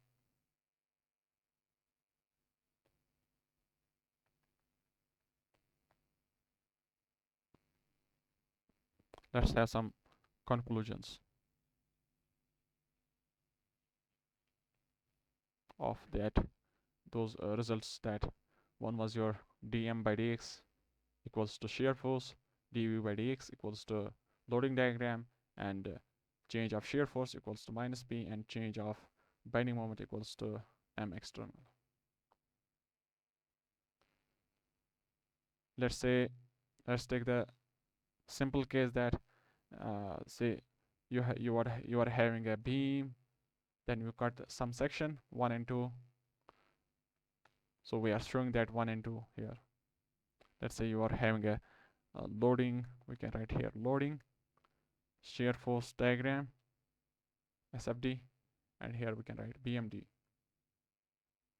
Say the loading in that section 1 and 2 was such that uh, that shear force developed here was V left, and the shear force here was V right. Here the moment was moment left, here the moment was moment right, and let's say there was acting a point load somewhere, say P.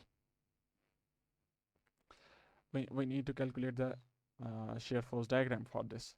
Say uh, since the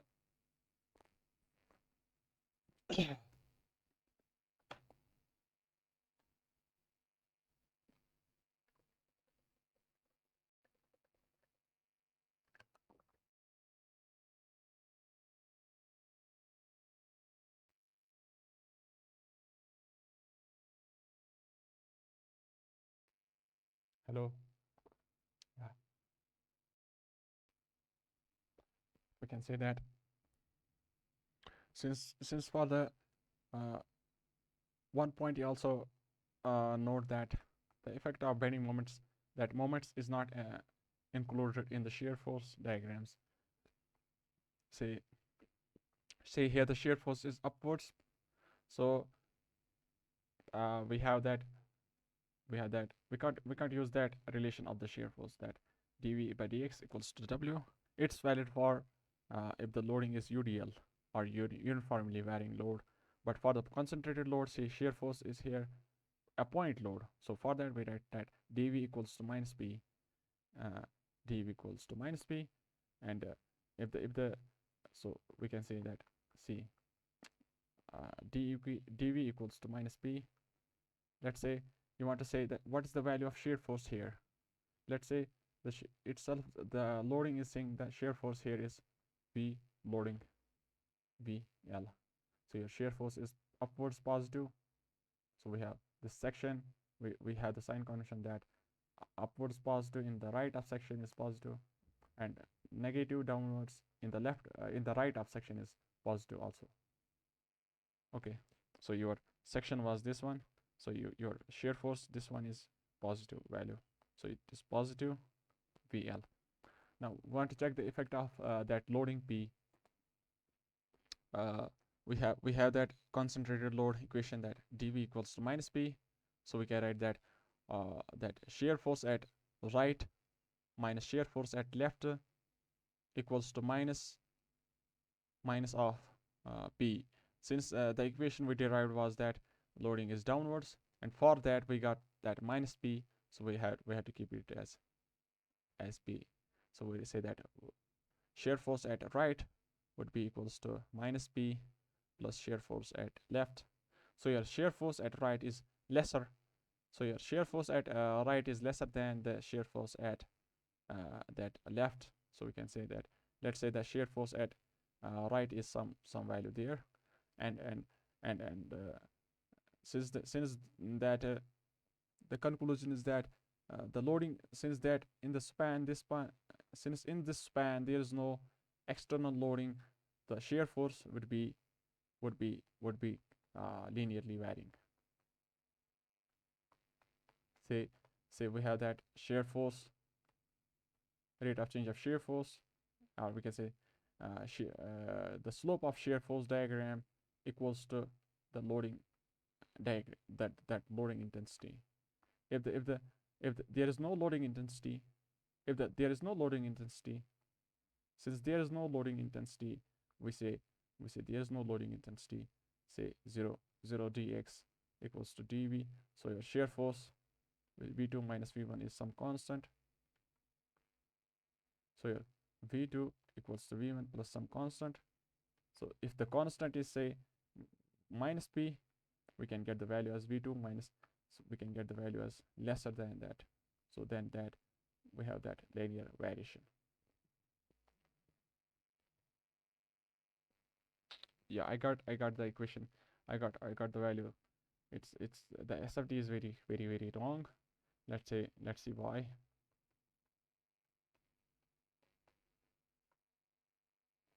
When I wrote the equation that I need to calculate the shear force at this point and shear force at this point because the point load is also there.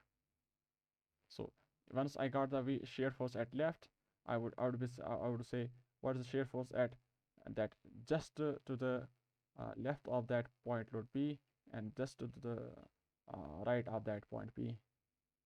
Then after that we can say what's the shear force at right. So we say that we say that we say that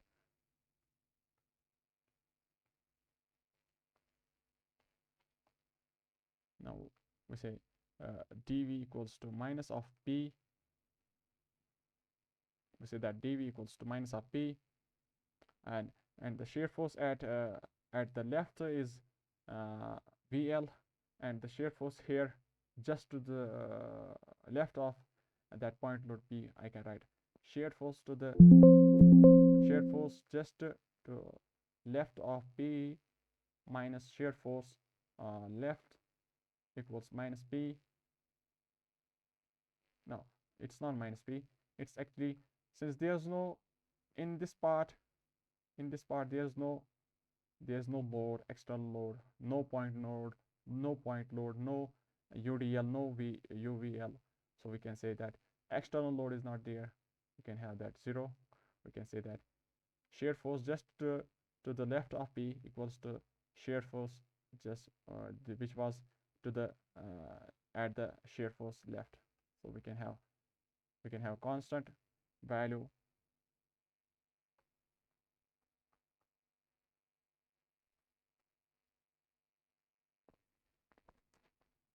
We can have that constant value of shear force diagram up to this point.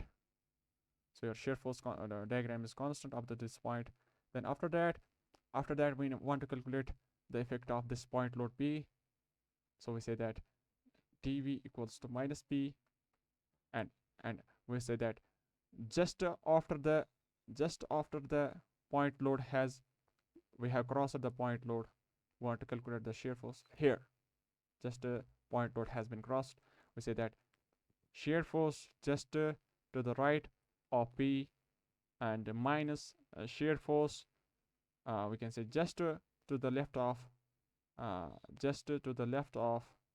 point load P equals to minus P. We say that shear force just to the right of P equals to minus P and plus what's the shear force at just to the left of P? That's equals to shear force at VL. We say that, and so your shear force is lesser than what actually, so your shear force is lesser than VL.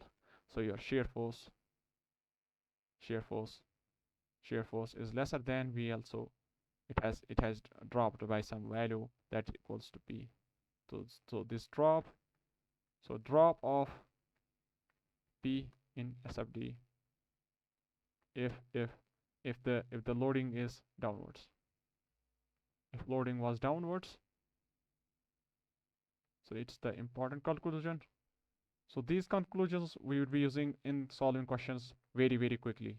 That if the load is P downwards, so your shear force diagram would drop by amount of P downwards. So your shear force diagram has dropped to some point P downwards. So after that we can say that there's no loading in this part. Since there is no loading, we have the equation that dv by dx equals to w.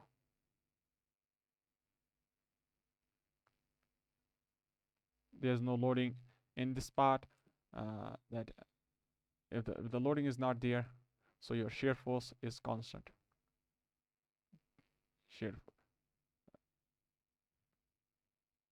Your shear force remains constant.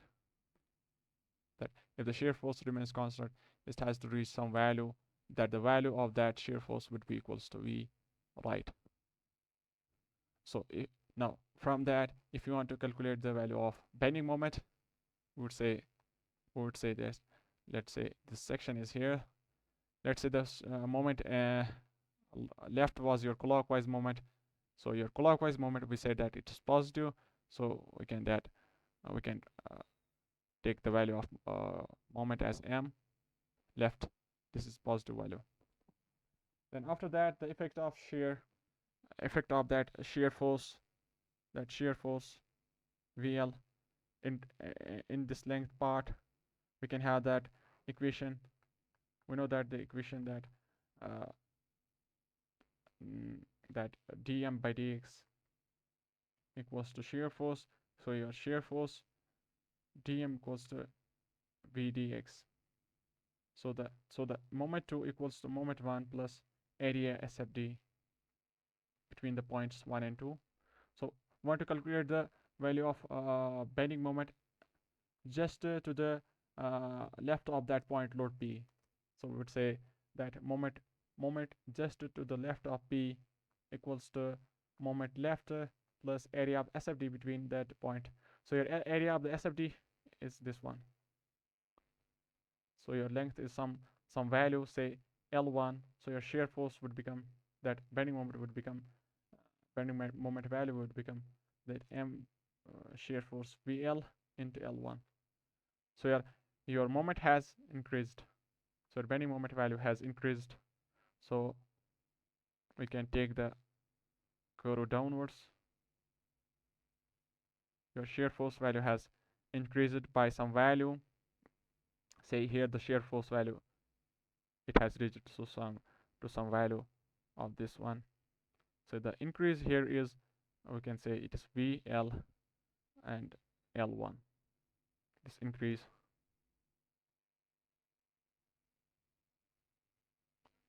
But we don't know what's the variation. How do we connect these 2 points? We have those 2 critical points. How to connect them? And for that, since we know that the equation that dm by dx equals to v, that the slope of shear force diagram, the slope of the bending moment diagram equals to slope of the bending moment diagram equals to shear force. So if the shear force here is in this part, shear force is VL, we can say that, and VL, so we can say your slope of the equation would be here the slope, this is your theta, so your slope we can say VL positive. So your slope equals to shear force VL positive. And the variation has to be linear. So we had to connect to that linear variation. And to the left of that, now we want to calculate the effect of that point load P. Since the point load is acting at a point, the effect is not there's no change in moment because of moment just to the, I can write it, I can also write it like moment just to the right of P, moment just to the right of P. Here suppose the point load is acting, so you're calculating moment just to the right of P, that's equals to moment at left just to the left of P plus your P into dx. Your dx is very small, 10 to 0. So your shear force, your bending moment remains constant between. So this is another statement, that conclusion, that no effect of P or point load at that point at where P is acting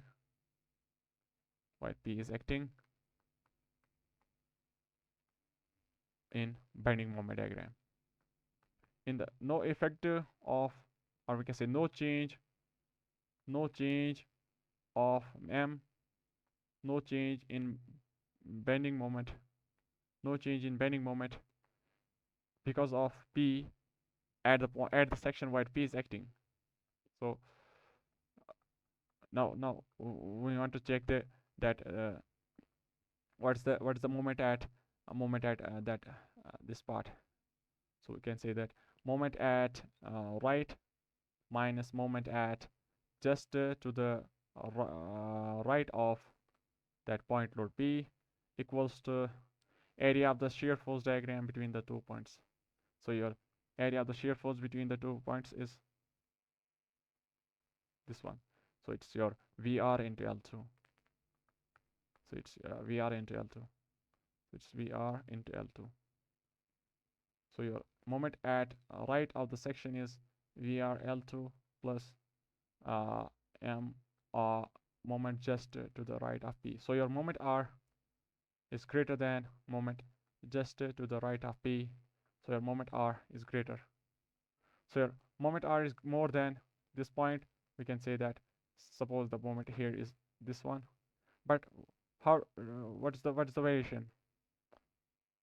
If the SFD is linear, if the SFD is linear, we can have that shear force, that bending moment has to be, if the SFD is like constant value horizontal, the bending moment has to be linearly varying.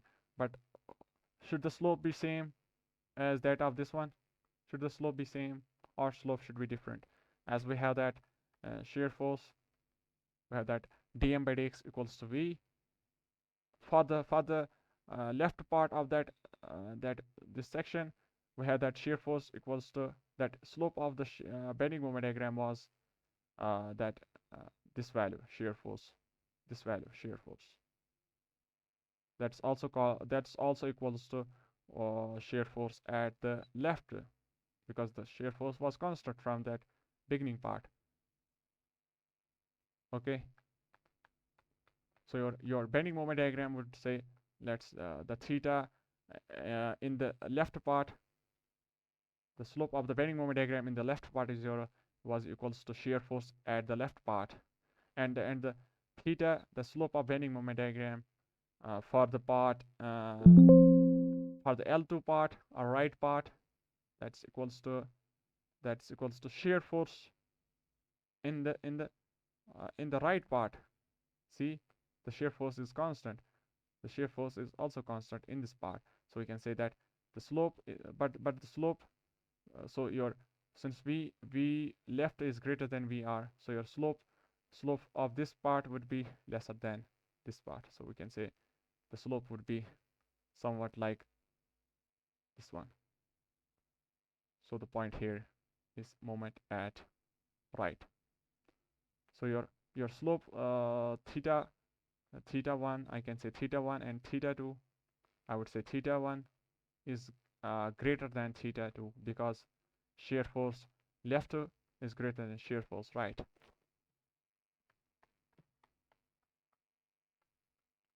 So what's the conclusion also there?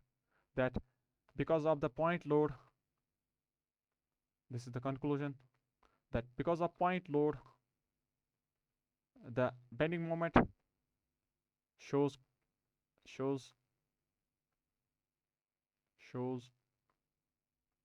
kink in BMD. Bending moment shows kink. The kink is like sudden change in the slope. If the slope here was theta 1, here the slope is theta 2. So that is what we call as kink. But because of the point load in shear force diagram, there was sudden drop of P. Here, sudden drop was there P. It could have been sudden rise also if the loading was upwards.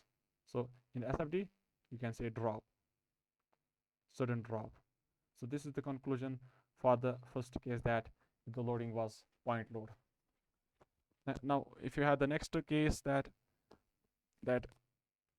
a case of pure bending, that if the in the left side of section you have moment left, in the right side of the section you have moment right, and the shear force here is V right, left, and shear force here is V right, and now you have applied some external moment. Say the moment is acting anti-clockwise direction, say M. This is your external moment acting in that span 1 and 2. So we say that let's have the shear force diagram. So your shear force at this section is upwards VL. So we can say VL. Then there's no moment acting. there's no loading there's no loading acting in this part, so we can say that the shear force would remain constant. It would remain constant. And in this part also, there's no shear force acting, there's no loading or shear force acting. That shear force is acting at particular section, but we don't have to cut the section. So we say that there's no load in this part also, so we say that the shear force would remain constant.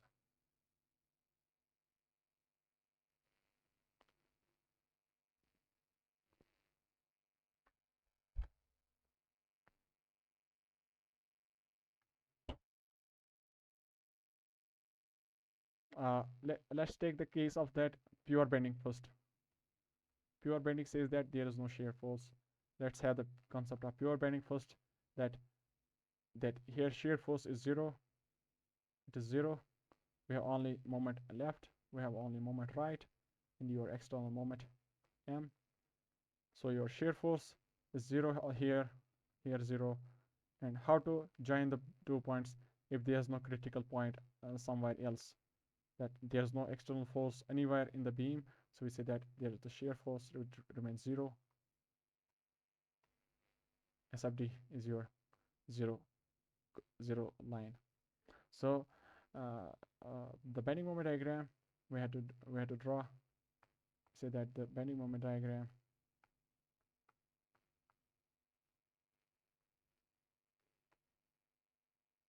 say the moment here is clockwise moment L, that's positive ml. Say the moment here is ml. Then say this is your ml. Then because in this part there is no shear force acting, or in this part there is no shear force. Shear force is zero, so we say that m2 minus m1 equals to area of slope, shear force shear force diagram between the 2 points. Since the shear force it's zero, so your moment 2 equals to moment 1. So your moment bending moment diagram would remain constant up to the point where moment m is acting. So we just cut the just to the left of section where moment m is acting. Now we would say that we would use the equation that for the small dx tends to 0, we have that equation that change of moment equals to m external if m external was clockwise.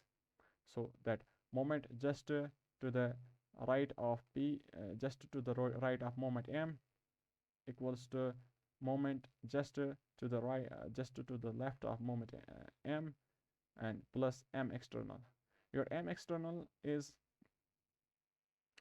actually the value of moment just to the left of moment m is your positive, and after shifting that it will become negative, and your m external is also that your m external is anti-clockwise, so your value of bending that moment is negative m.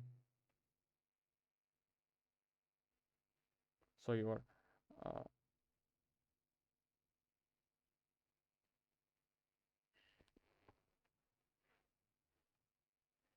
we have that result that dm equals to m external.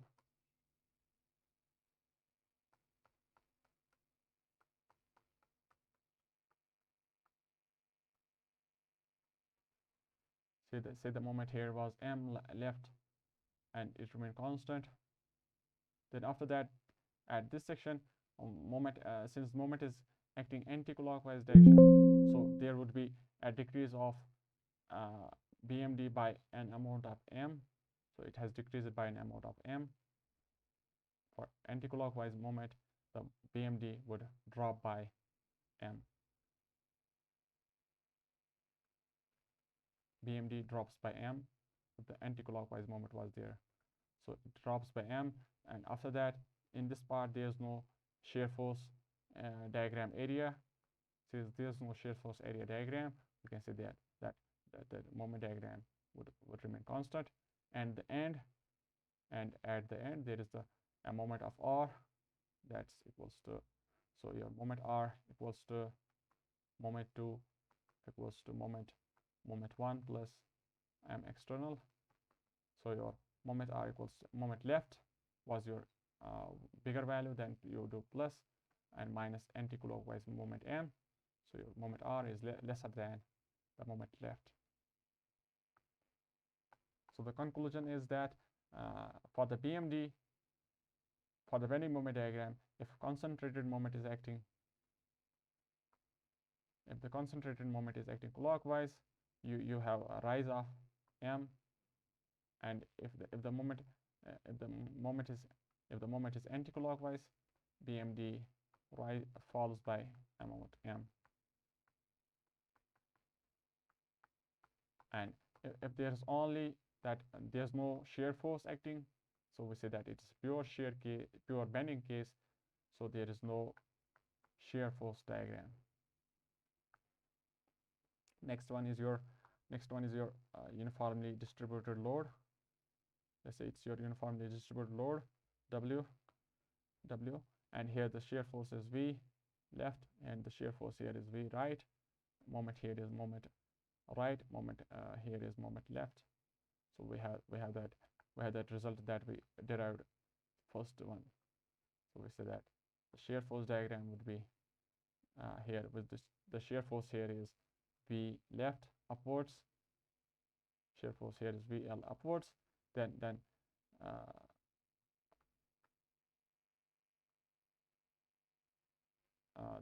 we have the equation that dV by dx equals to W, that the slope of the shear force diagram equals to loading if the loading is upwards, but here the loading is downwards.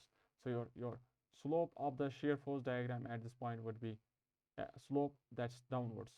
So your theta, so we can say slope equals to minus W. Here the slope is minus W downwards. So then we say that since your W is varying linearly, sorry, UDL is varying linearly, so your shear force your W is a linear function of x, so your shear force will vary linearly along the length, say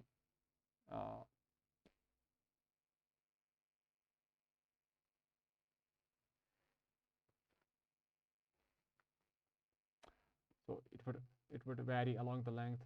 Say we have the equation that dV equals to dV by dx equals to W. We have that dV equals to W dx. So your shear force at right, so your shear force at right equals to shear force at left plus W dx. But your W is acting downwards, so you can have shear force at left plus minus W into length L. So your shear force at left, shear force at right is lesser than your shear force at left. So your shear force, say shear force left equals to this one. So it's your shear force at right. So we have to join them by a linear variation. So because we have that V2 minus V1 equals to area of loading diagram. Your area of loading diagram was that W into L. So it was a linear variation of x. So we can say that. So we have the equation y equals mx plus c. Say the y is here v right equals to m. The value of m is your minus w, that's a slope of negative slope downwards, and to x plus c. Your c value is shear force at left. So your value is minus w into L plus v left. So your shear force at right is lesser, and a variation of linear. So we have the linear variation of shear force between the 2 points. And if you have the bending moment diagram, we can say that we can have that this is your bending moment diagram. The moment here is moment left. Then we have the effect of this loading. We say that the moment 2 equals to moment 1 plus area SFD. Area SFD. Then we have that area SFD is positive, since the area of slope that shear force diagram is positive, so your value of moment 2 would be greater, so your moment right is more. So we have to join them. How we can join them?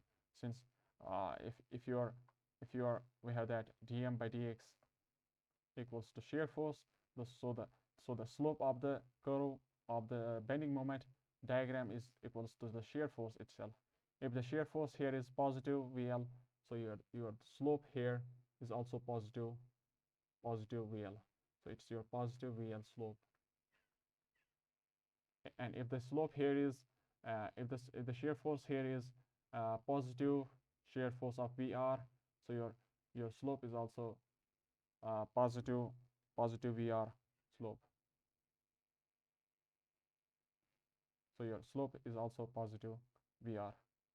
Say this is your slope VR positive, but the value of VL is greater than VR, so your slope 1 is greater than slope 2.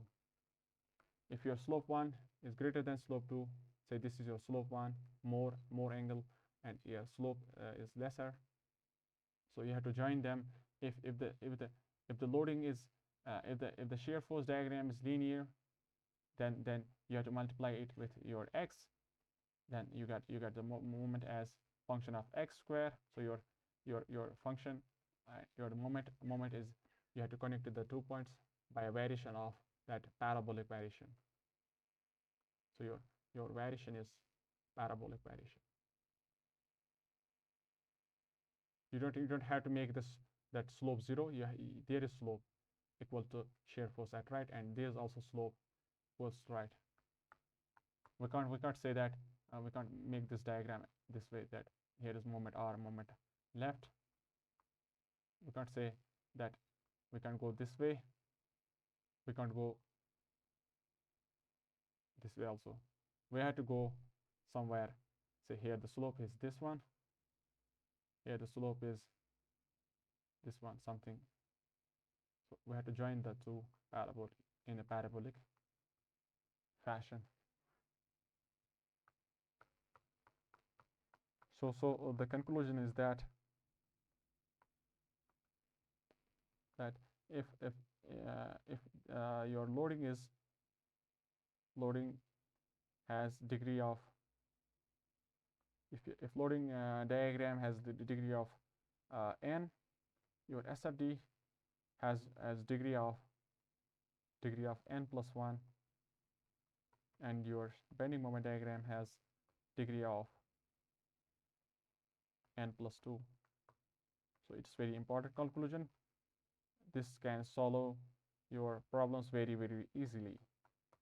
Say the slope here was 0. So we say that the n is here 0, and for the shear force diagram it would be n plus 1. So your shear force is linearly varying 0 plus 1. And for this part, your slope this curve is function of x square, so we can have parabolic variation 0 plus 2. Next one is your a uniformly varying load. Let's say this is your uniformly varying load. Here is the shear force V left, here is the V right, and let's say the loading is downwards, and moment here is moment left, moment right, moment right. To make the shear force diagram, let's say the shear force here is V left, and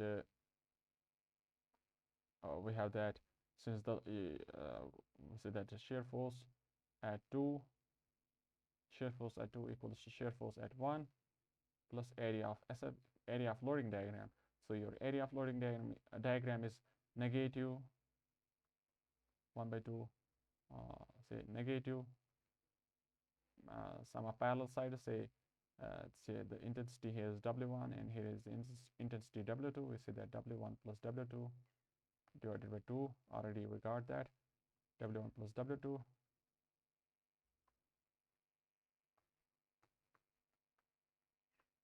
1 by 2 W1 plus W2 into your length is say L. This is the shear force. So your shear force 2 is lesser than the shear force 1. So your shear force 2 is lesser than the shear force 1. So since the variation of the shear force is linear, now since the variation of the loading diagram is linear, you got the your loading diagram is having degree of 1, so your shear force diagram is having a degree of 2. So we can have that parabolic variation between the two. So the curve is parabolic, but the thing is, what should be the slope at the 2 points? See here the we know that dv by dx equals to shear force. We know that the slope of shear force diagram equals to loading intensity. So here the slope of the shear force diagram would be intensity 1, that is equals to W1, but the W1 is lesser than W2. So your theta 1, say you have a slope 1, W1, and W2. W2 has to be more. If this is W1, W2 has to be some sort of this one. So it's your W2. So W2 is more. So your theta 2, as W2 is greater than W1, that means slope 1 is lesser than slope 2. So you have to join them in a parabolic fashion. So you need to join them, let's say this way.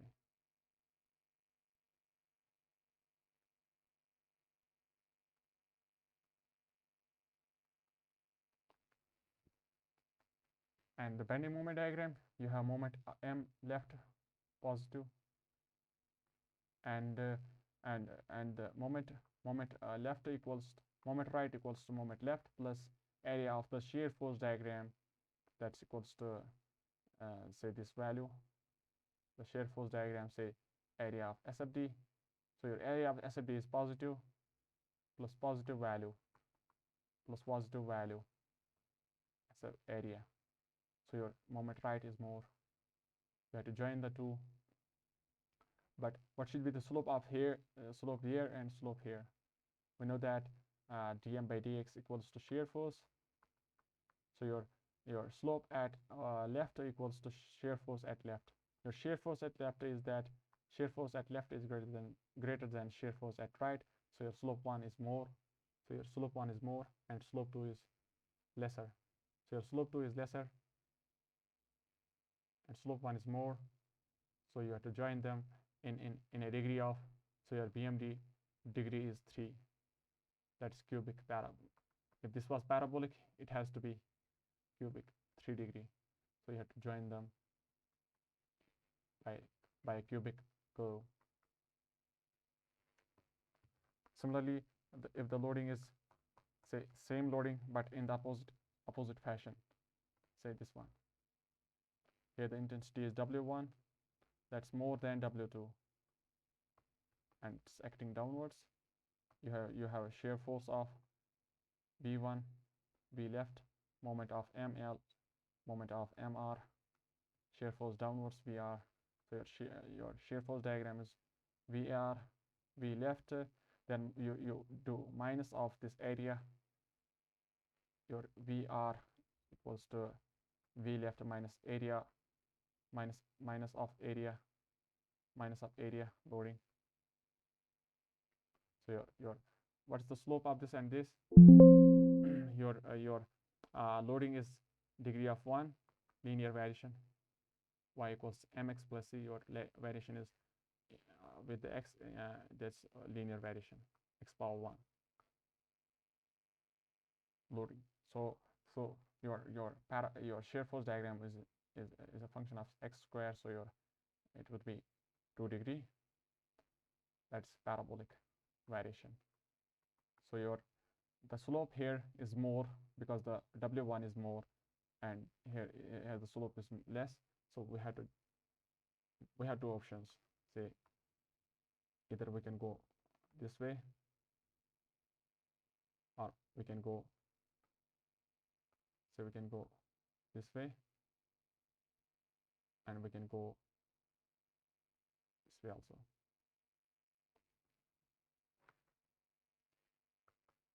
Let's say the true value is that here the shear force has to be more, that slope has to be more, W1 greater than W2. So your slope has to be more. Then you have to join the two in a parabolic curve.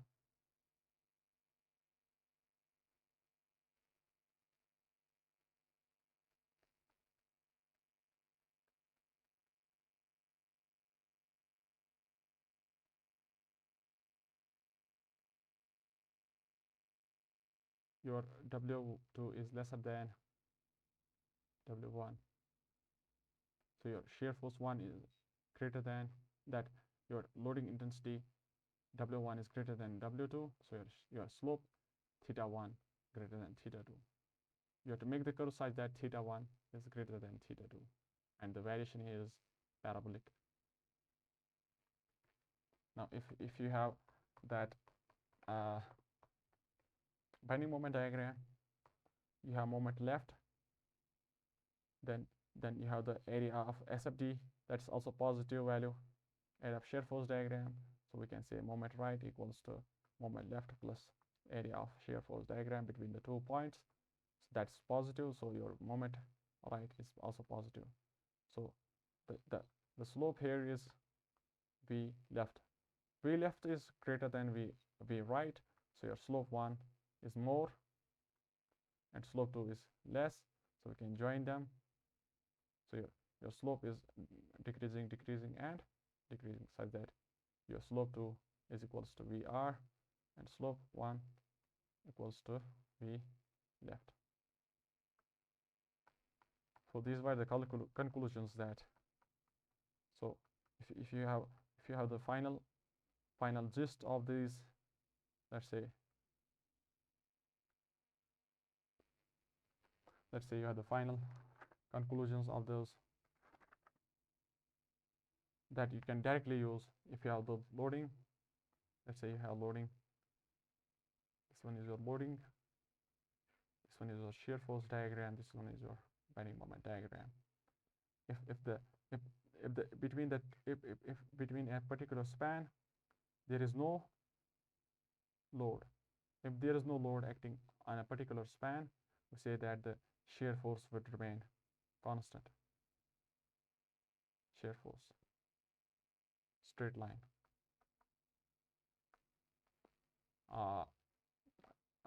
The bending moment diagram would be linearly varying. It can be this one or it can be downwards. So it is linearly varying. So we can have, if the degree here is n, the degree here would be n plus 1, and degree here is n plus 2. Say the degree here is that no load is acting, so 0, 0 plus 1, and 0 plus 2.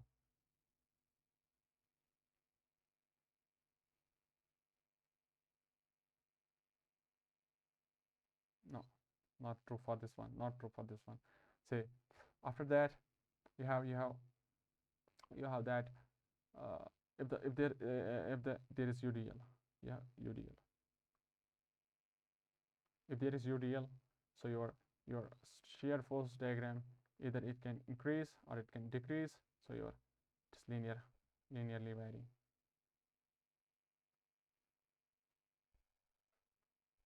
And your bending moment diagram, is your bending moment diagram is parabolic. It can go this way or it can go this way, parabolic. If there is uniformly varying load, say this way, we can have shear force diagram of parabolic variation. It can be any curve downwards or upwards, parabolic variation. And your bending moment diagram would be cubic, this one or this one, 3 degree. This is 2 degree, this is 3 degree, this is 1 degree. This is 0 degree, This is 1 degree, and this is that 2 degree. 1 degree means is a function of x, is a function of x squared. So after that, if the point load was acting, say at point load, if you have span at point load is acting, there is a drop, you can say drop of SFD,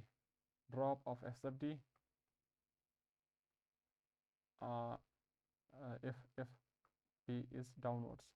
If P is upwards, we have a rise of SFD by P. So it rises, say shear force was initially this one, it can for the loading downwards, shear force diagram would drop by amount of P. And for the bending moment diagram, there would be some sort of kink. We call that change in slope.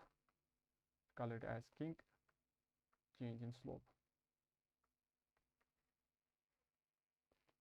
So these were the conclusions of that derivation we have. So those results we can directly use in order to get rid of that calculation at section X and calculating shear force in terms of X and moment X. So now let's have that we have that V equals to, or we can say that dm by dx equals to shear force. If say shear force is 0,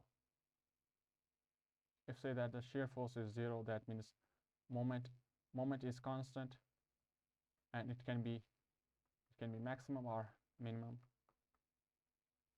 As we have seen in the pure bending case, that shear force was 0, you have only moments applied m left to right, so there was only the bending moment remained in a particular span x constant, then it changed it at a particular instant by amount of m, say then it remains also constant. So this part and this part we call them that as pure bending case. Pure bending case, there's only moments acting. So if your shear force is 0, that means your bending moment remains constant. Next one is your dm by dx equals to 0. If your shear force changes sign, if shear force changes sign from say positive to negative or negative to positive, if shear force changes sign, what would happen to the your moment, your value of moment? Let's say you have an example of fixed beam subjected to load P at mid. If you draw the shear force diagram, you have that shear force diagram looks like this. You have P by 2 here, positive and negative. So at this point, at this section, there is a change in sign from positive P by 2 to plus negative P by 2 in the SFD. So if shear force changes sign, what would happen to the bending moment diagram? So we say that when we draw the bending moment diagram for this, we get some result like this.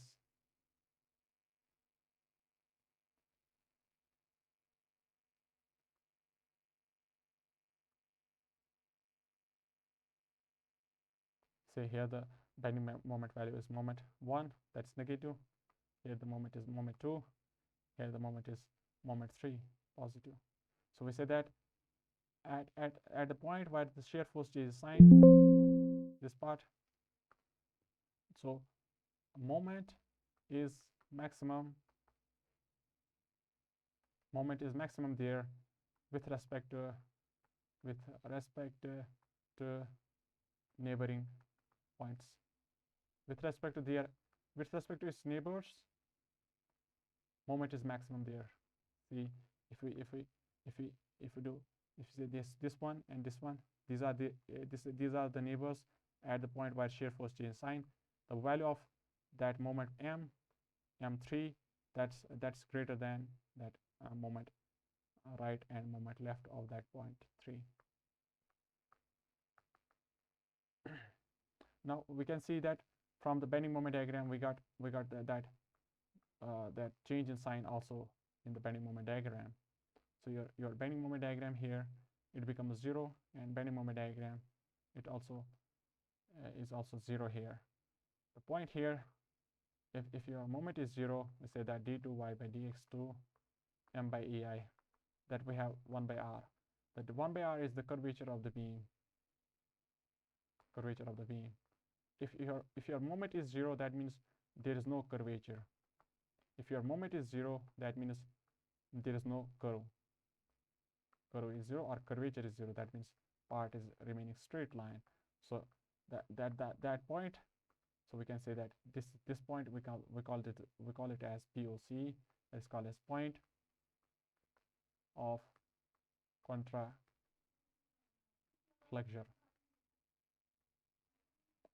The point where there is contraction, there is reduction in flexure. Flexure means this curvature. There is reduction in curvature. So this is there, that if your moment is less, your curvature is less. That's called as point of contraflexure. For the same that bending moment diagram, if we draw the deflected shape, that how the beam would deflect under the application of that point load at the mid, we say that for that negative moment, we have that sign convention that if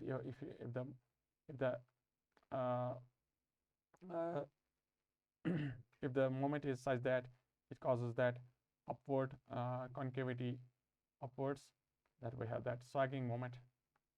So since the moment here is negative, so we have that hogging curve. So your it will become like this, hogging part, convex upwards for moment, negative moment, hogging. We have that at this point. We can say that up to this point, we can draw this lines.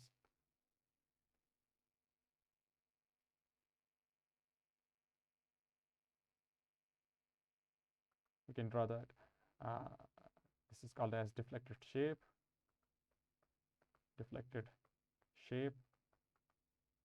So we have that hogging moment, that hogging curve, that convex upwards. Can make this part.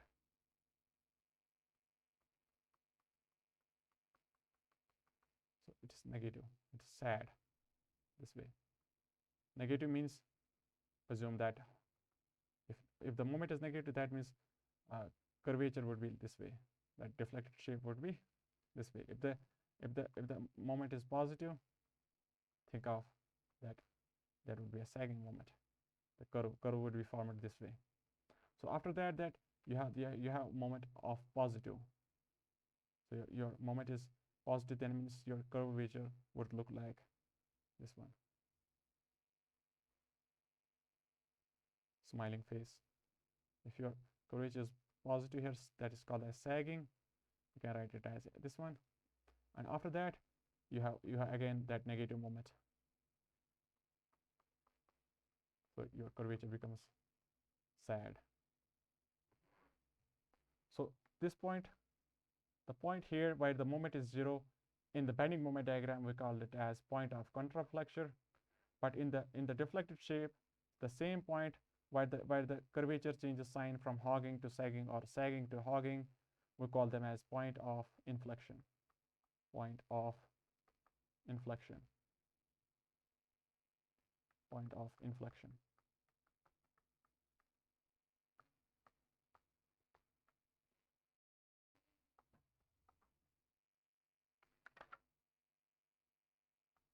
So your point of curvature is in the bending moment diagram, and point of inflection is in your deflected shape.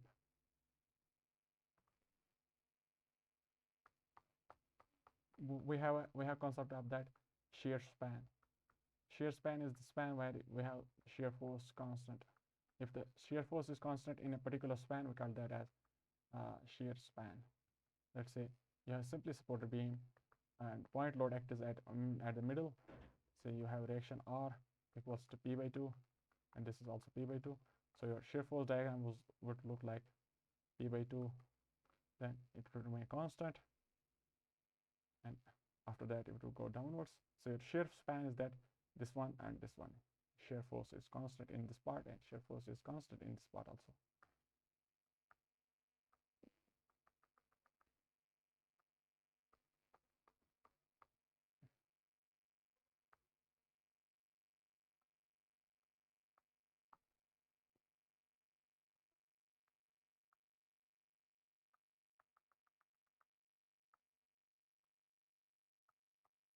Let's have one few of the problems. Let's take the basic problem that you have to calculate only the reactions. Let's say your problem number 1, that's to get the reactions. So you have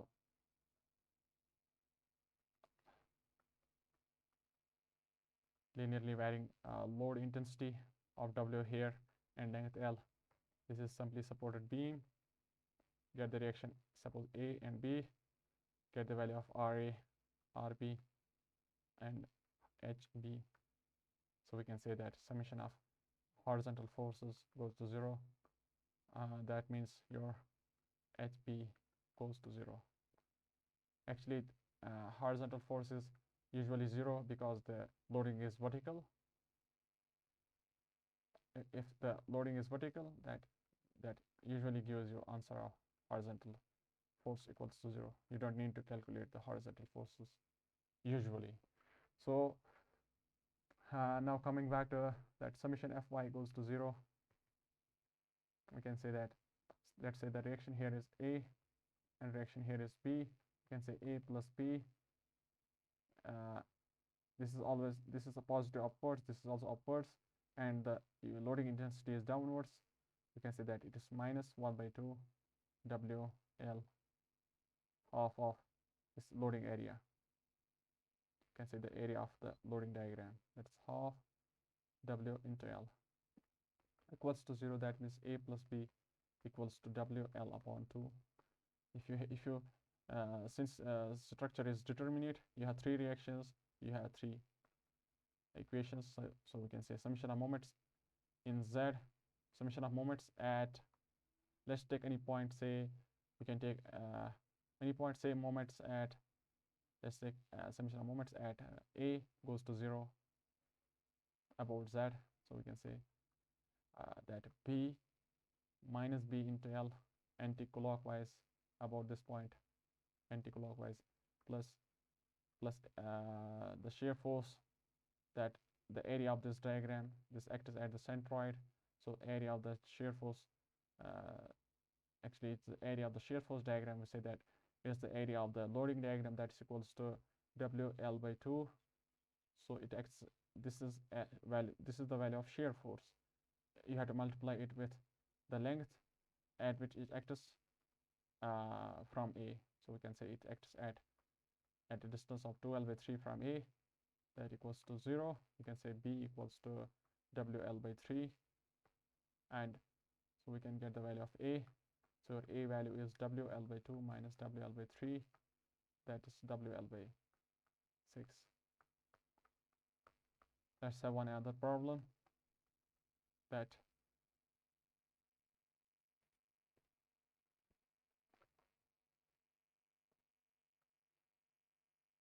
this is your support A, and you have a loading intensity of 4 kilonewton per meter for a length of 2 meter.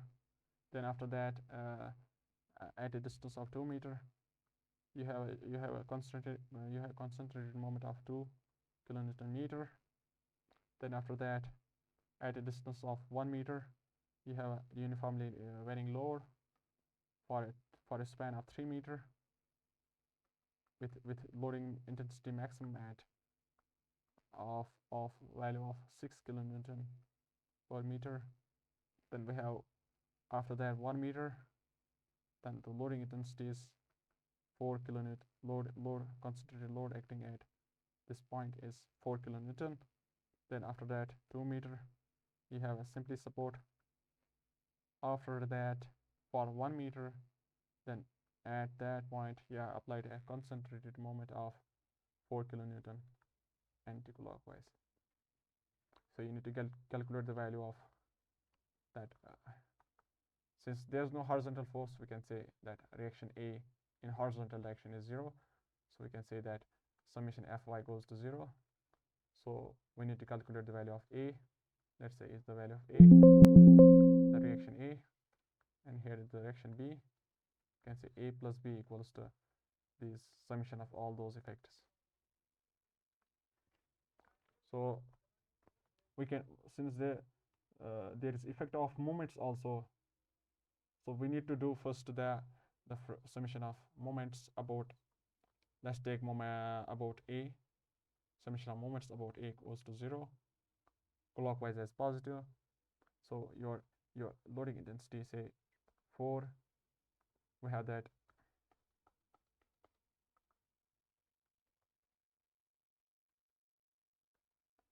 if you have loading intensity of W, the moment that is generated because of W for a distance of x, for a length of x, we can say moment is equals to Wx squared by 2.